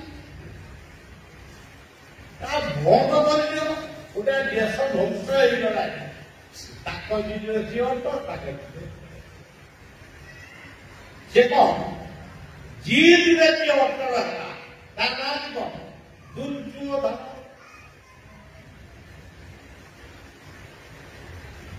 କୋଉଠି ଦୁଃଖପୂର୍ଣ୍ଣ ଶାସନ ହେଲା, ତା ନାଁ କଣ? ଦୁଃଶାସନ। ବର୍ତ୍ତମାନ ଆମେରିକା ୟୁକ୍ରେନରେ କିଏ ଯୁଦ୍ଧ, କିଏ ଦୁଃଶାସନ? ଆପଣମାନେ କୋଉଠି? ଆଚ୍ଛା, କାହ୍ନୁ ପରିକା। ଆଚ୍ଛା, ସଜ୍ଜନ ବିଷ୍ଣୁ କହିଲେ କ୍ଷମା ଦେଇ ବଡ଼। ଠିକ କ୍ଷମା ଦଉଛି କାହ୍ନୁ ପରିକା। ମୁଁ ଏଇଠି ଆପଣମାନଙ୍କୁ କହିବି, ଯୋଉ ଧର୍ମ ବୌଦ୍ଧ ଧର୍ମ, ଅହିଂସାର ଧର୍ମ, ଏଠି ଅହିଂସା ନାହିଁ। ବୌଦ୍ଧ ଧର୍ମରେ ପଢିବି, ବରଂ ମହମ୍ମଦ ଯୋଉ ଧର୍ମ ପାଳନ କଲେ, ଧର୍ମ କଲେ, ତା ଭିତରେ କୋଉଠି ଧର୍ମ ସିଏ ଆସୁଛି ସବୁ ରହିଲେ, ଆମେ ଖାଲି ବୁଝିବା। କିନ୍ତୁ ଏତିକି ଖାଲି କହିଦେବା, କୃଷ୍ଣ ଚାହିଁଥିଲେ ଗାନ୍ଧାରୀ କହିଛନ୍ତି, କାହ୍ନୁ ଏ ଧର ତୁମେ ଚାହିଁଥିଲେ କଣ ଦୁର୍ଯୋଧନର ମାନେ ମନରେ ଦୟା ଆସିନଥାନ୍ତା? ସେ କଣ ଏତେ ଦୀର୍ଘର ଠିକ ଆଜି ଅନେଶ୍ୱର ପୁଅକୁ ମୁଁ ହରେଇଛି, ଏ ଗିରିଧର ତୁମେ ହିଁ ବିଚାର କର, ମୁଁ କେତେ ଦୁଃଖରେ ଅଛି, ଆଉ ମୁଁ ବି ସବୁକୁ ଅଭିଶାପ ଦେବି। ସେଦିନ ଗୋଟେ ମା ପୁତ୍ର ହରାନ କରି ସେ ବାସୁଦେବଙ୍କୁ ଜାଣି, ସେ କିଏ ସେ ଜାଣି, ତଥାପି କହିଛି ଜୀବନରେ ମୁଁ ଅଭିଶାପ ଦେବି। ବାସୁଦେବ ହସି ହସି କହିଲେ, ମା ମୁଣ୍ଡ ପାଖି ମୁଣ୍ଡ ଦେବି, ସହିଲେ ମତେ ଅଭିଶାପ ଅଭିଶାପଟି କଣ? ଆଜି ମୋ ପୁଅ ଜୁଆରୀ ସମସ୍ତଙ୍କୁ ବନ୍ଧୁ ବାନ୍ଧବଙ୍କୁ ମାରି ଆଜି ପାଣ୍ଡବ ମାନଙ୍କୁ ତୁମେ ହସଉଛ, ଏମିତି ଦିନେ ସମୟ ଆସିବ ତମେ ତମ ବଂଶକୁ ଶେଷ, ତମ ବଂଶ ତମ ଆଖି ଆଗରେ ଶେଷ ହବ ତେବେ ସେଇ ଦୁଃଖରେ ପୁଣି ଫେରିଯିବ ତମ ନିତ୍ୟ ଭାବ। ବାସୁଦେବ ହସିଲେ କହିଲେ ମା ସେଇ ବରଟା ମୋର ଦରକାର। ମୁଁ ପ୍ରକୃତରେ ଯିବା ପୂର୍ବରୁ ଇଏ ଯଦୁବଂଶକୁ ଧ୍ୱଂସ କରିବି। ଇଏ ମୋ ସଂକଳ୍ପ ଥିଲା ଆଉ ଆପଣଙ୍କ ଅଭିଶାପ ଥିଲା। କାଉ ସରି ମହାଭାରତ ପଶ୍ଚିମ ଭୂପାତି ଏବେ ସୁଧାରୁଛି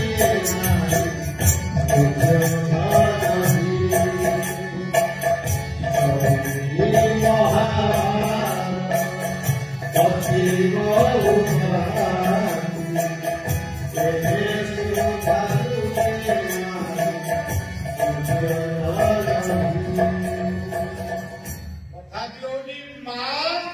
ତାପରେ କହିଲେ ଧର୍ମ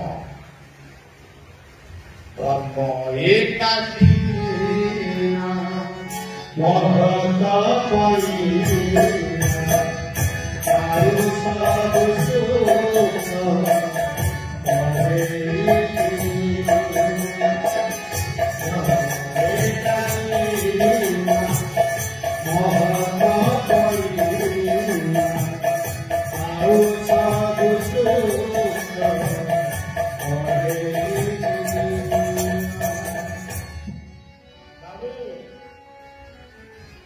ଆମେ କେହି ରହିବାନି କିନ୍ତୁ ଯେ ପର୍ଯ୍ୟନ୍ତ ସୂର୍ଯ୍ୟ ପୃଥିବୀ ଚନ୍ଦ୍ରମା ଏସବୁ ରହିବେ ସେ ପର୍ଯ୍ୟନ୍ତ କେତେ ନୂଆ ଧର୍ମ ସୃଷ୍ଟି ହବ। କେତେ ମହାପୁରୁଷ ଆଜି ଏଠି ଗଲେ କେତେ ପୋଲିସ ଗଲେଣି ସେଇ ଥାନା ପୋଲିସ ତେଣୁ କେତେ ମହାପୁରୁଷ ଗଲେ ये पृथ्वी वही होने के बाद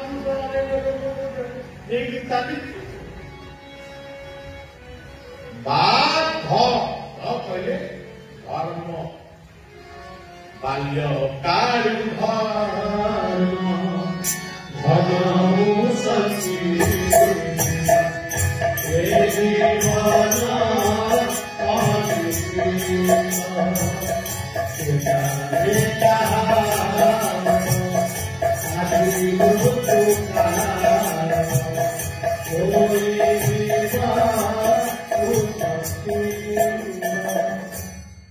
ଆଜି ଯୋଉ କାମ କରିବା କଥା ଆଜି ହିଁ କରିବ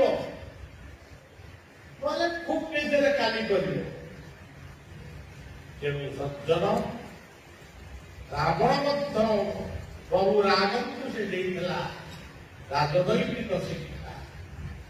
ଆଜି କାମ ଆଜି କରିବ କିନ୍ତୁ ଆଜି ଭାରତ ବର୍ଷ ଗଣତନ୍ତ୍ର ଦେବ ଯୋଉଠିକି ଯିବ ଫାଇଲ ଆଜି ଆସ କାଲି ଆସ ଯେ ଅଫିସର ବଦଳିଯିବେ ଆର କାମ। ଇଏ କଣ ପବିତ୍ର ଗଣତନ୍ତ୍ର? ये पवित्र गणतंत्र व्याख्या होती बीसी पुरस्कार निश्चित द्वारा आज गणतंत्र दुर्बल ମୁଁ ଏଇଠି କହୁନି ଦିଲ୍ଲୀରେ ବି କହି କୋଉଠି ବି କହି ବଢିଆ ତେଣୁ ସଜ୍ଜନ ନିଶ୍ଚିତ ଆଖ୍ୟାସକୁ ଦମନ କର पुरस्कार सर्टिफिकेट और सज्जन ये होती धर्म बाल्यकालु धर्म धर्म शक्ति ये जीवन नायक बुढ़ा नहीं बेकार आरंभ करो और माघ तापर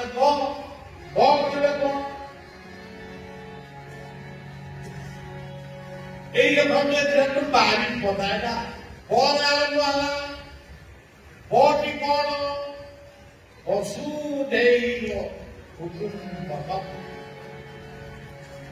ये पृथ्वी होती आमर परिवार आपको किए कही सनातन धर्मर आध्यात्म मान अच्छा वो कहले ब्रह्म सर्वम खरिदुरान तुम्हें जोटी अच्छा जोटी ना हो जोटी फुल जोटी जीव सबुठी से ब्रह्म पूरी पूरी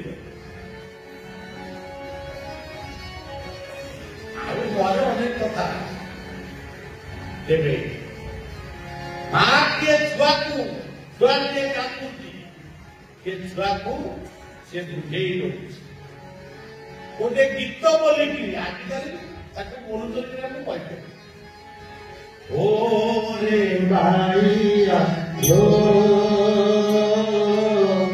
रे माइया लो रे माइया लो रे माइया लो जेऊ कियारी रे गहर माइया जेऊ कियारी रे गहर माइया सेई कियारी रे रे माइया लो रे माइया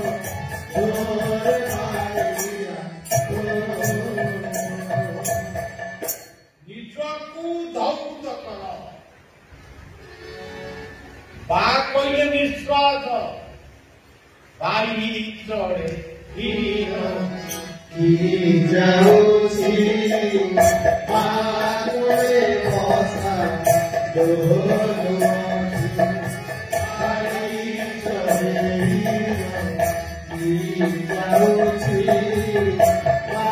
पागले बसा ବା କହିଲେ ନିଶ୍ୱାସ ନିଶ୍ୱାସ ଯଦି ବନ୍ଦ ଲାଗଲ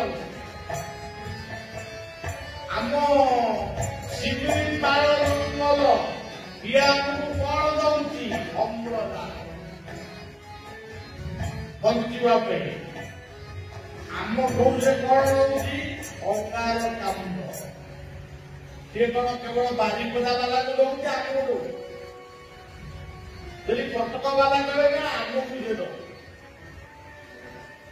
ଦୁଇଟି ପଡୋଶୀଙ୍କ ଭିତରେ ମକଦ୍ଦମା ଲାଗିଛି ଇଏ ପୁରାରେ ଧରିଛି ସେ ଗୋଟେ ଆଗ ଗଛକୁ ଦଉଛି କିନ୍ତୁ ସେ ଆଗ ଗଛ ହଉନି ସିଏ କହୁଛି ମୋର ଇଏ କହୁଛି ମୋର କିନ୍ତୁ ଆଗ ଗଛ କଣ ହଉଛି ସେ କହୁଛି ତାକୁ ତାକେ ବୁଝୁନାହାନ୍ତି ବୁଝିପାରୁନାହାନ୍ତି ସେ କହୁଛି ଆରେ ତୋ ବାଡ଼ିରେ ରହିଲେ ବି ଅମ୍ଳଜାନ ତାକୁ ବି ଦେବି ମୋର ସୁବାସ ତୋ ଶତ୍ରୁକୁ ବି ଦେବି ତୋ ମିତ୍ରକୁ ଇଏ ଲୋକ ଗୁଡା କିଛି ବୁଝୁନାହାନ୍ତି ଖାଲି ରାସ୍ତା କଳରେ ନିଜ ବାଡ଼ି ବଗିଚାରେ 1000-500 ଟଙ୍କାରେ ସେ ଗଛ କାଟୁଛନ୍ତି ଗଛ କାଟିବେ ନାହିଁ ଆଉ ରାସ୍ତା କଳରେ ଯେତେ ଗଛ କଟା ହେଲା ସେତିକି ଗଛ କୋଉଠି ଲାଗିଛି ତାକୁ ବି ଦେଖିବାକୁ ପଡିବ ଆମେ ବିଫଳ କରିବୁ ଆମର ମୁଣ୍ଡଟା ବିଫଳ କହିବୁ ଅନ୍ୟମାନ କରିବୁ ଭୋକ କରିବ ଆମେ 24 ଘଣ୍ଟା ବନ୍ଦ ଛକ ବନ୍ଦ ସେମିତି କରିବୁ ଆମେ ଯଦି କରିବୁ 45 ମିନିଟ୍ ଗୋଟେ ଅପସର କରିବୁ ତାପରେ ପତ୍ର ଖାଇବୁ ଆମେ ସରକାରକୁ ନିବେଦନ କରିବୁ ମୁର୍ଦାବାଦ କରୁନି କିନ୍ତୁ ଯୋଉ ସରକାର ଆମେ ମୁର୍ଦାବାଦ କରୁନି ଆମେ ନିବେଦନ କରିବୁ ଏଇ କାର୍ଯ୍ୟଟା ଏଇ ବାରିପଦା ଡାକ୍ତରଖାନା ପାଇଁ ଇଏ ସବୁ ଗଲେ ପଇସା କେଉଁ ସଜ୍ଜନ ଏ ସବୁ କଥା ଆଉ ଆଜି ଗଛ ଜଙ୍ଗଲ ଶୂନ୍ୟ ଭାରତ ଆଜି ଗରମରେ ଏତେ ଅସହ୍ୟ ଗରମ ଯେ ମୁଁ ଯାଇଥିଲି ମଧ୍ୟପ୍ରଦେଶର ଗୋଟେ ଜାଗାକୁ ବସିକାବାଦ ଏଠି ଗୋଟେ ଆଶ୍ରମ ଆମର କୋଉଠି ରହିବା କଣ କରିବା କଣ ହୋଟେଲରେ ଯାଇ ରହିବି ସିଏ ହୋଟେଲର ଲୋକ ଏସି ଲାଗିଥିଲା ସେ ଦୂର ବାହାରିଲା ମାନେ ଗରମ ତେଣୁ ଏଇ ହେଉଛି କଥା ଆମେ ବୁଝିବାକୁ ପ୍ରସ୍ତୁତ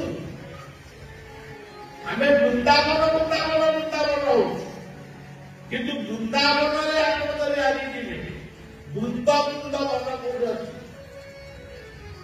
ଖାଲି ଦେଉଳ ସେ ଦେଉଳ ପୁଣି ଆମରି ବାବାଜୀ ମାନେ କୋଟି କୋଟି ଟଙ୍କା ଏଇଟା ସବୁ ଅମରଦାନ ରହୁଛି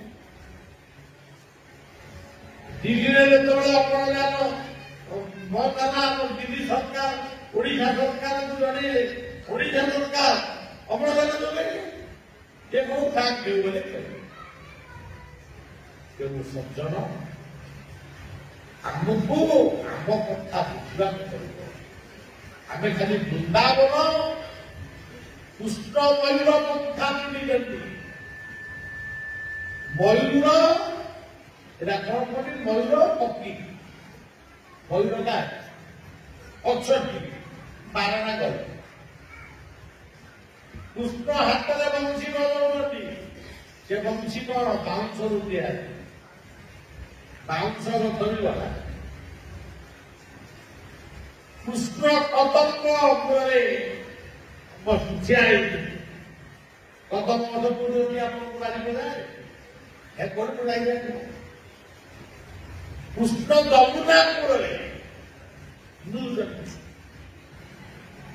हीरे समी যমুনা তীরে বসবি বনে বনমালী বিরসমি যমুনা তীরে বসবি বনে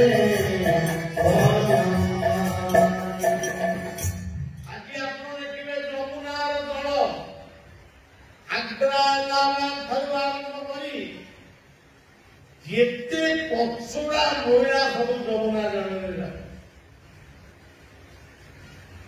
ଦିଲ୍ଲୀ ସରକାର କହିଲେ ଯମୁନା ସଫେଇ କରିବୁ ଆମେ ତାଙ୍କୁ ସ୍ୱାଗତ କଲୁ କିନ୍ତୁ କାହିଁ ସେ ସ୍ୱାଗତ କଲେ କଲେ କଲେ କଣ ତେଣୁ ସଜ୍ଜନ ଆମେ ସେଇ ବୃନ୍ଦାବନ ଯମୁନା ସେଇ କଦମ୍ବ ଗଛକୁ ଆମେ ମନେ ରଖିଛୁ କିନ୍ତୁ ଆମ ପରିବେଶ ଆଜି ଧ୍ୱଂସ ମନ୍ଦିର ବାହିନୀ ଭାରତ ବର୍ଷ କେବେ ସେ ଭାରତୀୟକୁ ବଞ୍ଚେଇ ପାରିବ ଯଦି ବଞ୍ଚେଇବେ ସେଇ ଜଳ ପବନ ମାଟି ଏଇମାନେ ବଞ୍ଚେଇବେ ଆଉ ସଜ୍ଜନ କଥା ରଖିଛନ୍ତି ଇଏ ହଉଛି ବା ରି କଣ ଇ ର କହିଲେ ରସ ରସଟି କଣ ଦୁନିଆରେ ଯେତେ ରସ ଅଛି ଯାହା କୃଷ୍ଣ ରସ ପ୍ରମୋଦ ମଧୁରା ରସ ରତ୍ନ ଗୀତା କହିଲେ ଯେତେ ରସ ଆମେ 2 ଜଣ ତିଆରି କରୁ ରକ୍ତ ଠାରୁ ଲୁହ ପର୍ଯ୍ୟନ୍ତ ରସ ଭକ୍ସୁ প্রভাস্মি শশিসূর্যা প্রাণবাহারেষু শব্দকে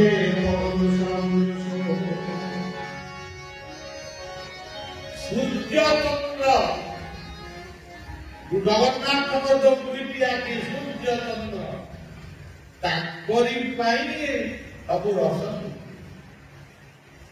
ଇକ୍ଷୁ ମଧ୍ୟ ଯଥା ପୁଷ୍ପ ମଧ୍ୟ ଯଥା ତୀର ମଧ୍ୟ ଯଥା ତାକୁ ସୃଷ୍ଟି କରିଛି ସେଇ ସୂର୍ଯ୍ୟ ଆଉ ଆମେ ସୃଷ୍ଟି କରୁଛୁ ଆମେ ସୃଷ୍ଟି କରୁଛୁ ସେ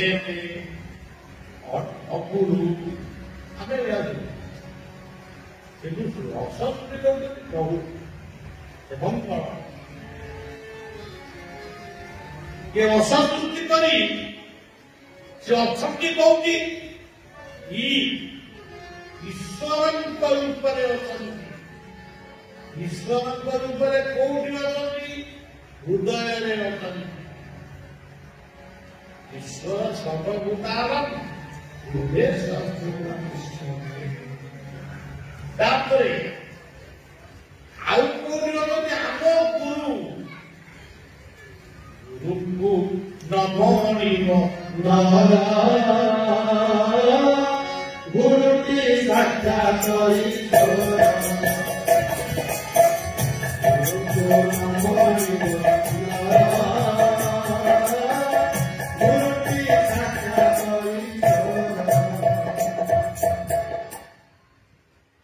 ମାକୁ ଯଦି କେତେବେଳେ ରଚନ କରେ ତେଲ ମା କେଡ଼େ ଖୁସି ହେଇଯାଏ ବାପା ଯଦି ଚାଲି ପାରୁଛନ୍ତି ବାପାକେ ବାପା ଅମଟା ଖାଇବାରେ ଏମିତି ଆଣି ଦେଇଦେଲ ସେଇ ଯୋଉ ତାଙ୍କ ଆଖିରୁ ଲୁହ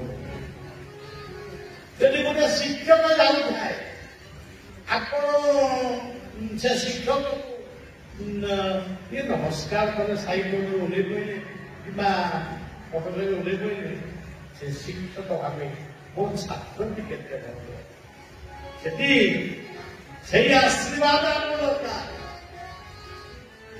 ଏଇ ବାରିପୁରରେ ମୁଁ ଶୁଣିଛି ଜଣେ ଶିକ୍ଷକ ଥିଲେ ସେ ସାଇକେଲ ଜଣେ ଯାଉଥାନ୍ତି ତାଙ୍କୁ ଯିଏ ନମସ୍କାର କରିବ ସେ ନିଶ୍ଚୟ ଦି ହାତରେ ଯୋଡ଼ିକି ତାକୁ ପ୍ରତି ନମସ୍କାର ଜଣେଇବେ କିଛି ଚଗଲା ପିଲା ଯିଏ ଥାନ୍ତି ସାର ପାଣି ଦେବା ସେ ପାଣି ଦଉଛୁ ଗୋଟେ ଖାଲୁଆ ଜାଗାରେ କହିଲେ ସାର ନମସ୍କାର ସେ ଯୋଉ ସାଇକେଲଟି এটা କଣ କରିଲେ ଆଣିଲେ ତାକୁ ଛାଡ଼ିଲେ ନମସ୍କାର ପିଲା ଏଭଳି କଥା ଗୁରୁ ହଉଛନ୍ତି ପିତାମାତା ଗୁରୁ ହଉଛନ୍ତି ଶିକ୍ଷକ ଗୁରୁ ହଉଛନ୍ତି ଶିକ୍ଷକ ଚିକିତ୍ସକ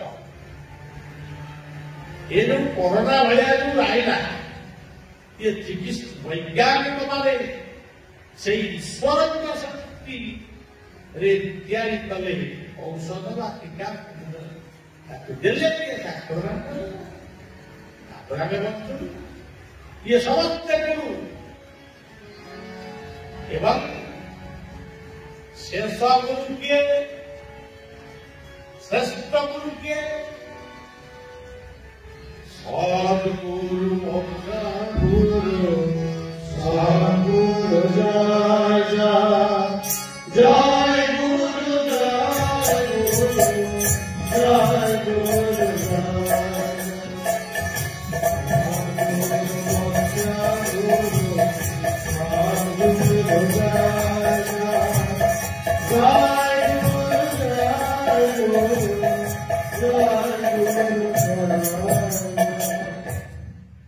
ये हल्ला बारी और पहले ओम परमात्मने नमः परमात्मने नमः सनातन धर्म मूल देवता ओ परमात्मा दाकुगाई नमोनि भागवत वर्णना नमोनि सिंह चरणा हरि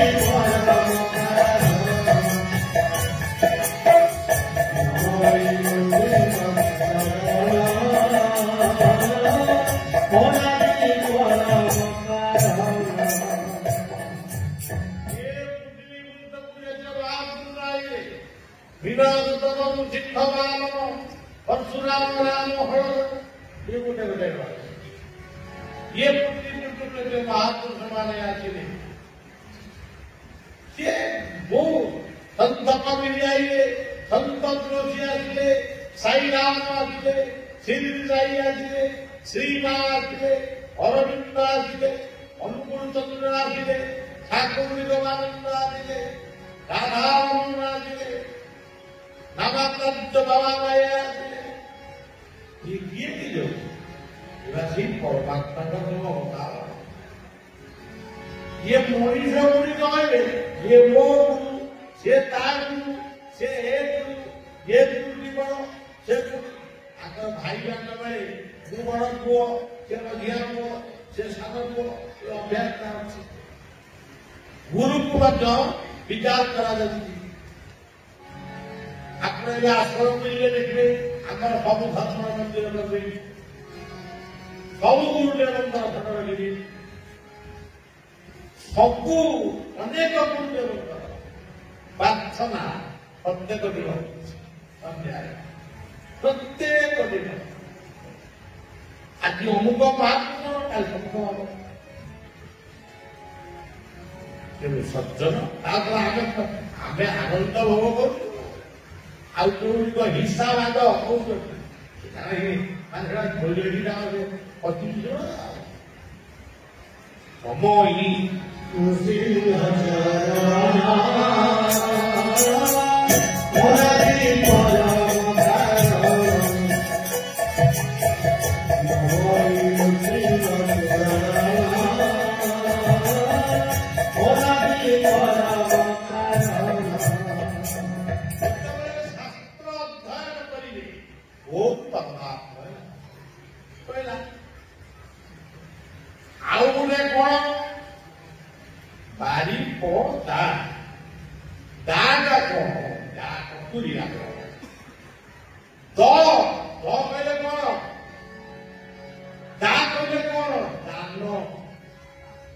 जितेबले देवता मान दान पितामह ब्रह्मा पाखे कहते आम उदार हूँ केमी दानव कहले आम केमी उदार हूँ मानव कहले आम केमी उदार हूँ देवता कहले आम से 10 थर उदार कले निय या लाभ कर देवता माने कहले दया हमें दया करना उदाहरण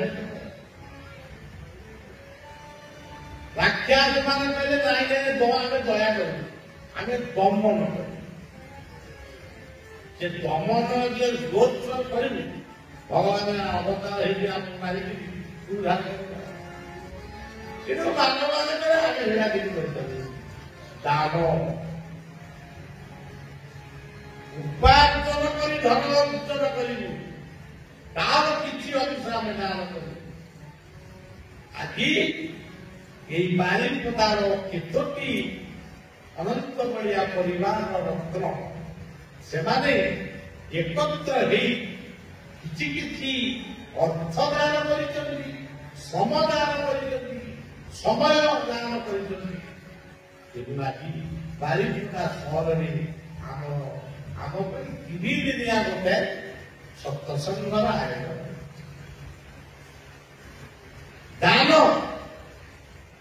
जड़े जड़े रथ चलला बेले जड़े प्रवक्ता मैंने कहते धन मागु नहीं जन मागु नहीं मुझे साइड से गोटे गीत लिखी बहुत कर गीत का आप पढ़े धन मागोनी जन माग बंचिया केमी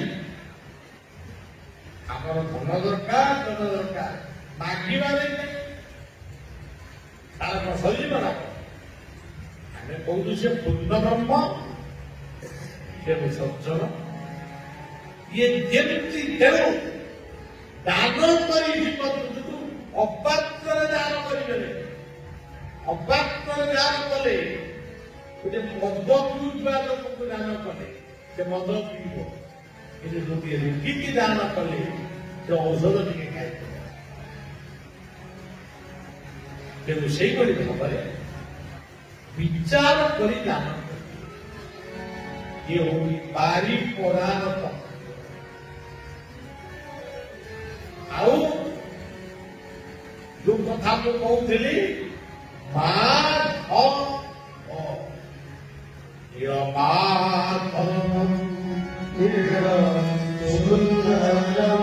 जगन्नाथ स्वामी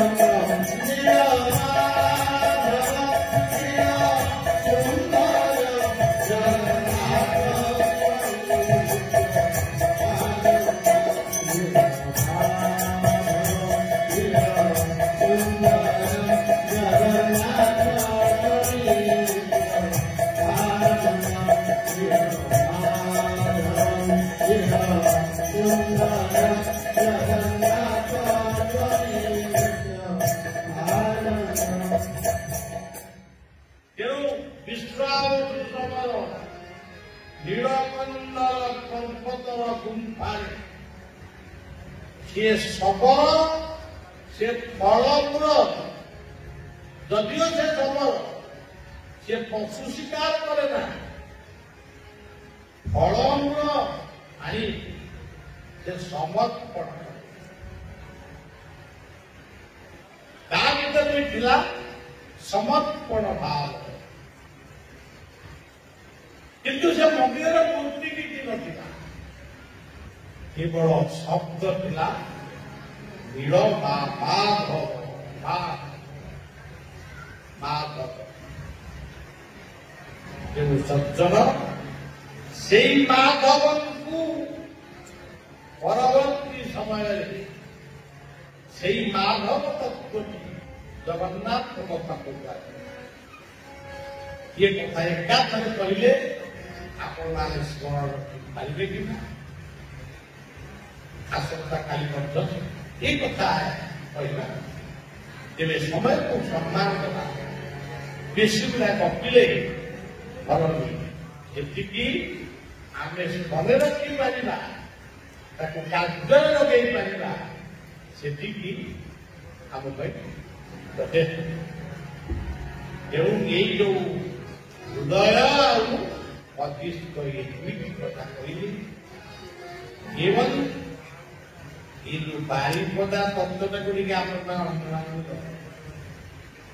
କଣ ଭାବୁଥିଲେ ଆଉ ବାରିପଦା ତେଣୁ ଏଠି ଏକ ସୁନ୍ଦର ମନୋରମ ପରିବେଶ ସୁନ୍ଦର କଣ ନାହିଁ ସବୁ ଅଛି କିନ୍ତୁ ଆମେ ବାରିପଦାର କଥା ବହୁତ କଥା ମୁଁ ତ ବାରିପଦାର ସେ ପୁରୀ ଆଉ ସେ ଯୋଉ ତରକାରୀ ଇଏ ତ ବଡ ବହୁତ ସଜ୍ଜନ ଆଜି କଥାକୁ ଏଇଠି ବିଶ୍ରାମ କରା ଟିକେ କୀର୍ତ୍ତନ କରି ବିଶ୍ରାମ କରା ପୁଣି ଆସନ୍ତାକାଲି ଠିକ 6:30 ପଳେଇ ଆସିବ ଆପଣମାନେ ଦେଖା କରିବେ ଟିକେ ମତେ ଟିକେ ଦେଖା କଲେ ମୁଁ ଚାହୁଁଛି ବ୍ୟକ୍ତିଗତ ଭାବରେ ସକାଳ 9ଟାରୁ 11ଟା କାଲା ଆସିବ ଅନନ୍ତ ଯୋଗେଶ୍ୱର ପ୍ରାପ୍ତ ସଜ୍ଜନ राधारमण हरि बोल जय राधारमण हरि बोल जय राधारमण हरि बोल जय राधारमण हरि बोल जय राधारमण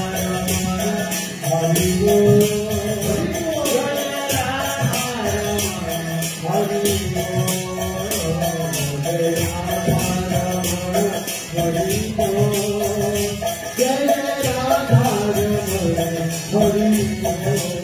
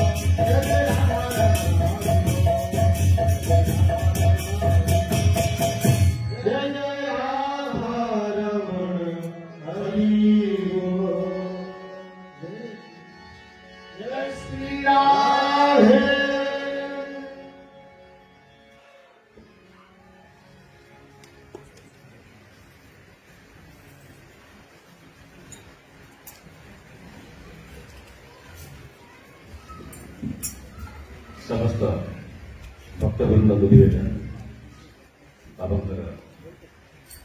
ये कथा पर